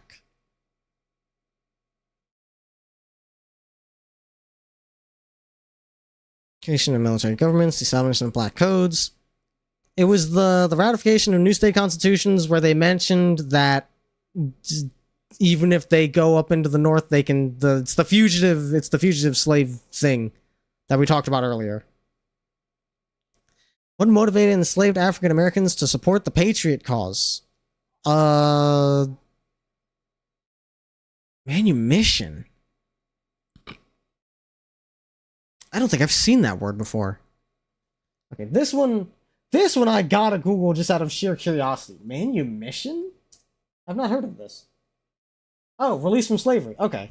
Well, that seems pretty like priority number one back in the day.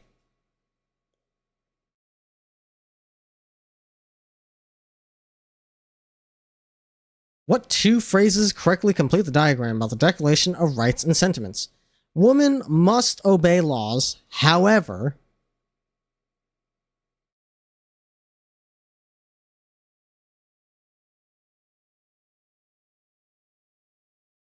However, women have no voice in the government, which sucks. That's a bad thing.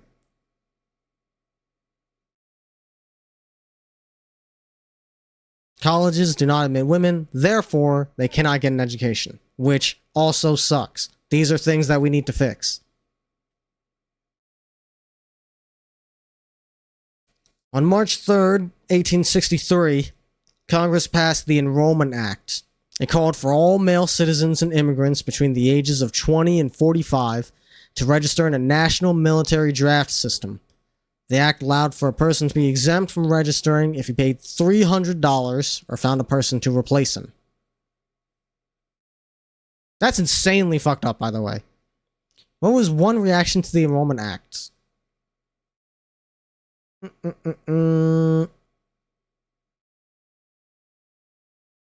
Riots broke out because nobody wanted to do that shit.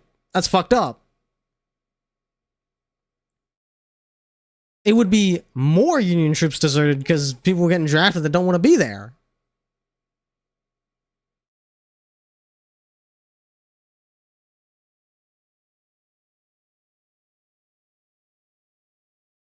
And most slave owners use their slaves to serve in their place. Oh, man. I didn't even think about that.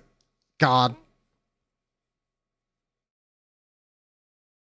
What caused the expansion of economic opportunities for young white women in the 1800s?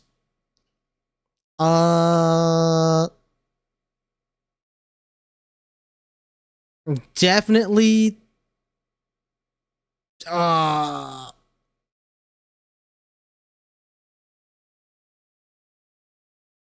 The growth of factories, because I know there's ladies that work in factories back, like, even back then. That was a thing. What was one effect of the Monroe Doctrine on U.S. foreign policy? The United States will protect the sovereignty of Latin American countries, strengthen European political ties with the Western Hemisphere, transferred ownership of European colonies in Latin America to United States.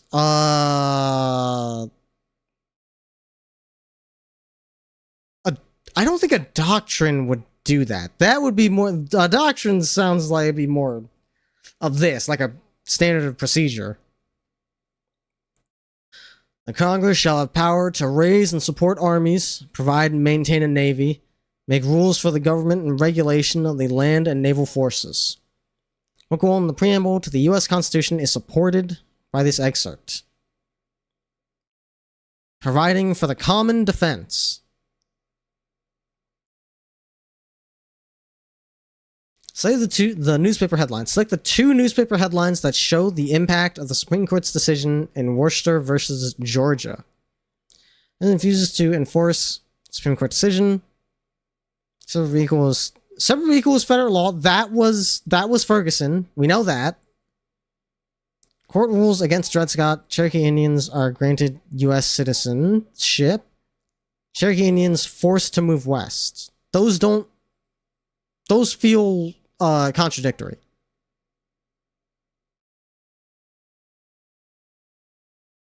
Court rules against Dred Scott, and president refuses to enforce the decision.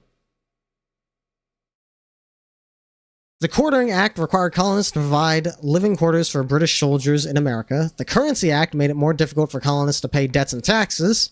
The Stamp Act required colonists to pay taxes on legal documents and paper goods. Why did the British government pass the laws describing this list? To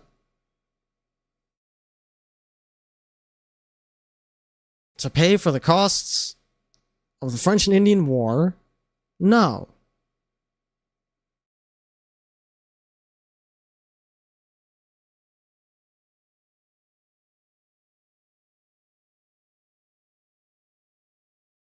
To pay for the costs of impressing sailors.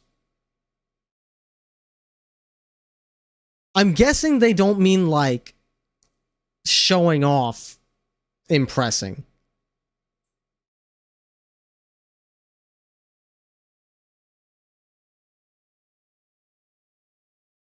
Okay, I was hovering on C. I was like, no, but maybe.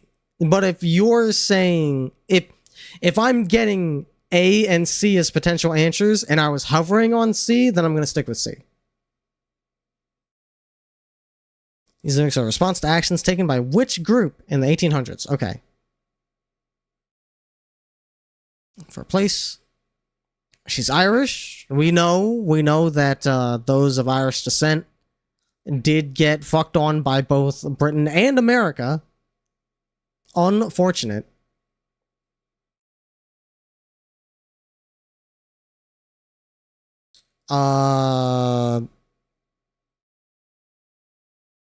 Nativists. Because they don't want no foreigners doing work. They just want the people that are here. The reason the colonists got taxed so much was because Britain spent so much money during the French and Indian War. Ah. That makes sense. I knew it was, it's all for the money. I couldn't remember the exact order of things.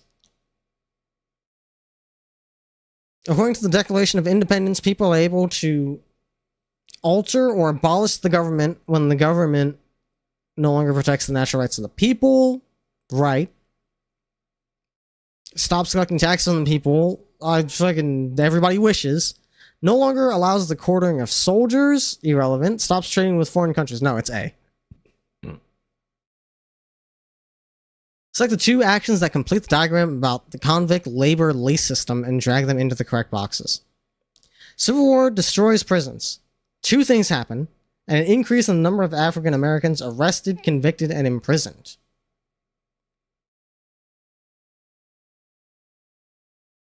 Regulation of unions and businesses decreases. Southern farmers lose labor source after ratification of the 13th Amendment. States begin leasing convict labor to... Southern farmers lose their labor source. States begin leasing convict labor to private farms to make money. And all of a sudden, lots of African Americans are suddenly being leased convict labor again. The moment is indeed important. If government shrinks or is unable to enforce its laws, fresh maneuvers will be displayed by the insurgents. Which weakness of the Articles of Confederation brought attention to the situation described in this excerpt? Standing army to enforce laws does not exist. States are not proportionally represented in the legislature. No, this is talking about armies. National court system to interpret laws did not exist.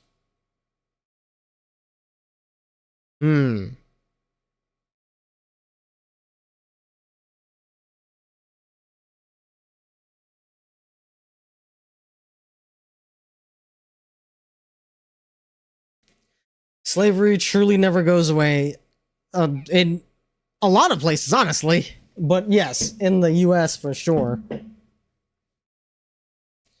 On Easter Monday, 1803, Napoleon announced his decision to sell off the US the whole of Louisiana.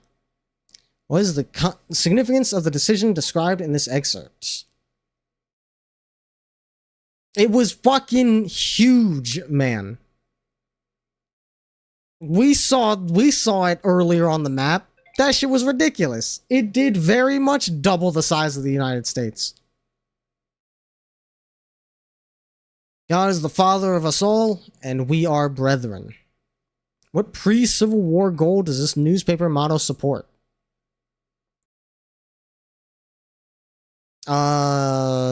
Establishing churches. Spread the word of the Lord. Okay, another 9 questions. A loyalist would most likely agree with which statement? The king has protected his colonies and helped them. The king has allowed local rule. The colonists have a right to the land beyond the Appalachian Mountains. The colonists should have a greater voice in Parliament. Loyalist. I don't remember what loyalist means. Loyalist is like king simp. So it would be the top one, because the king does not do local rule. He's very, very much not doing that.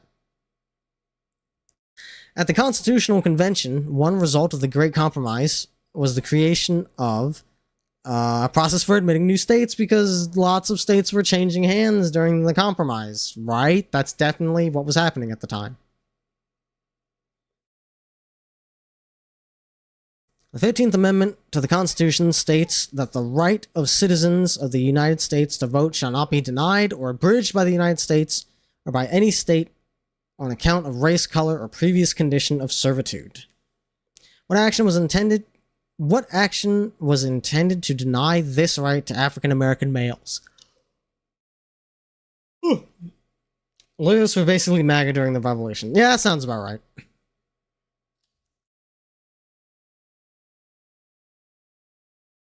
The right of citizens of the United States to vote shall not be denied or abridged based on race. What action was intended to deny this right?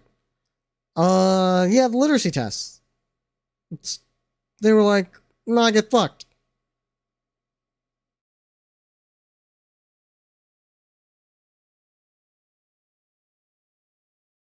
So they got their ass beat if they outed themselves in public, because we were a lot more united on the hating Britain.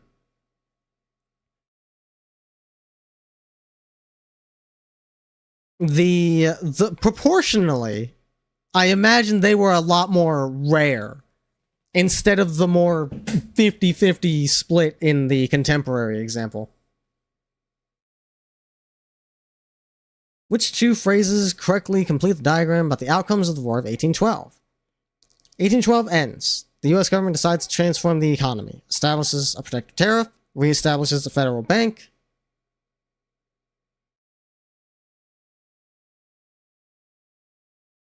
passes laws protecting workers.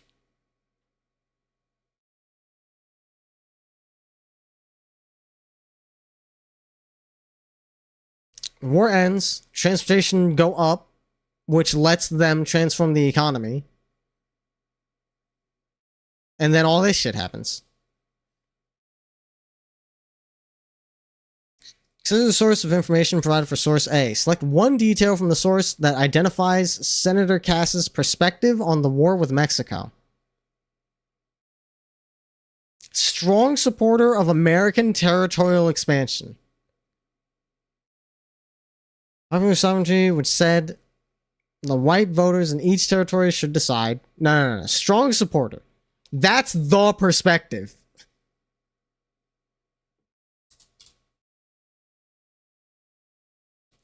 Do source B and D provide similar or different reasons for who was to blame for the start of the Mexican-American War? Let's see. B.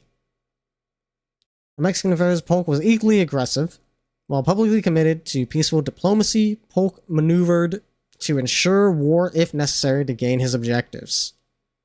Hoping to coerce Mexico peacefully into recognizing the Rio Grande as the Texas border and ceding New Mexico and California to the United States, the administration worked through the channels of diplomacy, but Polk's was a militant policy designed not to resolve outstanding issues, but rather to use this dispute to achieve his territorial objectives, whatever the cost. The president did not shrink from war. Mexican forces at Matamoros assumed a belligerent attitude on the 12th of April, notified General Taylor to break up his camp within 24 hours. Considered hostilities commenced, and should prosecute with them the couple forbearance had been exhausted even before the recent information. Yeah, both are saying that people were pretty fucking mad.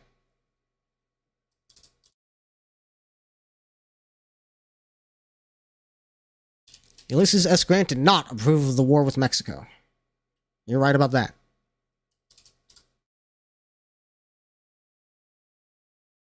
Love all these BCRs that I get to skip.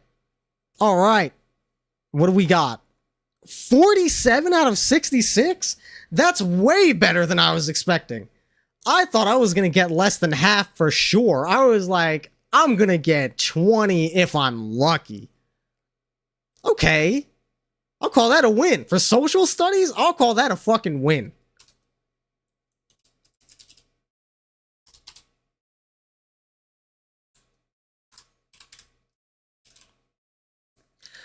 I remember more of history than I thought. Not bad, not bad.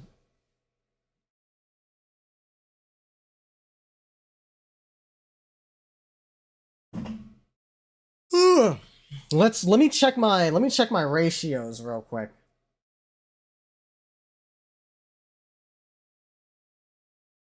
$32 out of 56 is 57%.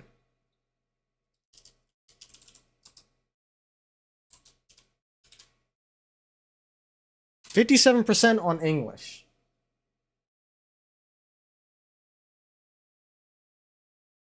%66% on math.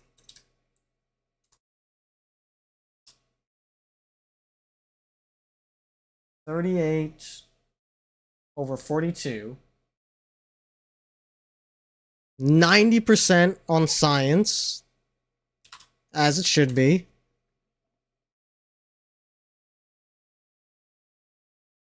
47 over 66. 71% on social studies. That's crazy. And I would like to reserve the defense that I could have gotten a fairly significantly higher score in English if I had more than 1 hour. That's easily where I got hit the hardest with the time limit. Which honestly makes me very sad that that means almost certainly math would have been my lowest score. But it's formulas that I don't remember, man. It is what it is. Logic can be applied to the other categories much more than I let on at the start of this.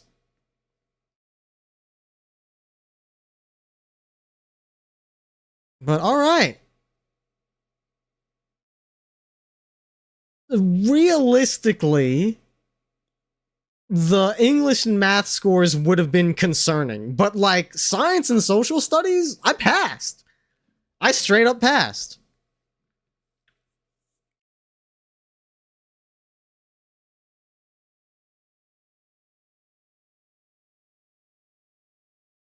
Phew. That was timed pretty perfectly. This is time. It's time to end stream. We've been on for a hot minute. Let's see who's still on.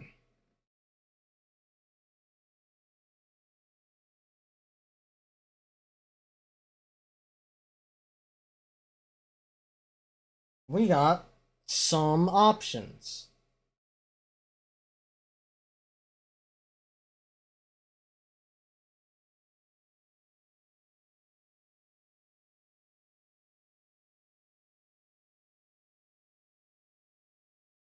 Lumi's been on for a bit.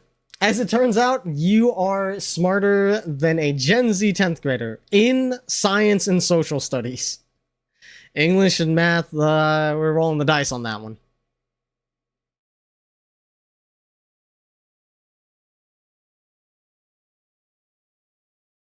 Let's send you guys over to Lumi.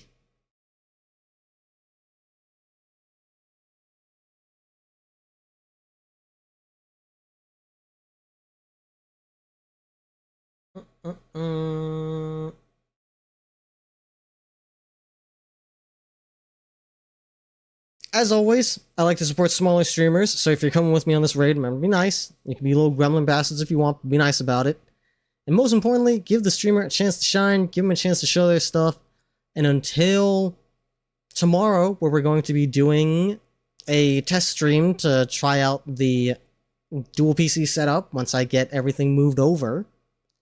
So until then, thank you, Brooke, thank you, Foul, thank you, Monster, thank you, McVin, thank you, Mino, thank you, Board, thank you, Nazo, thank you, Hut.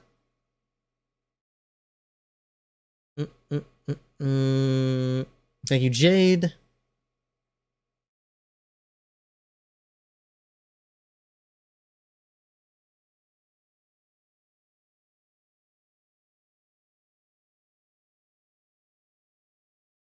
That's as far back as chat goes. If I'm forgetting anybody, I do apologize. But again, till tomorrow, same time, probably. Might be a different time, depending on how long it takes me to get stuff moved over. Same place, though. I will see you all next time.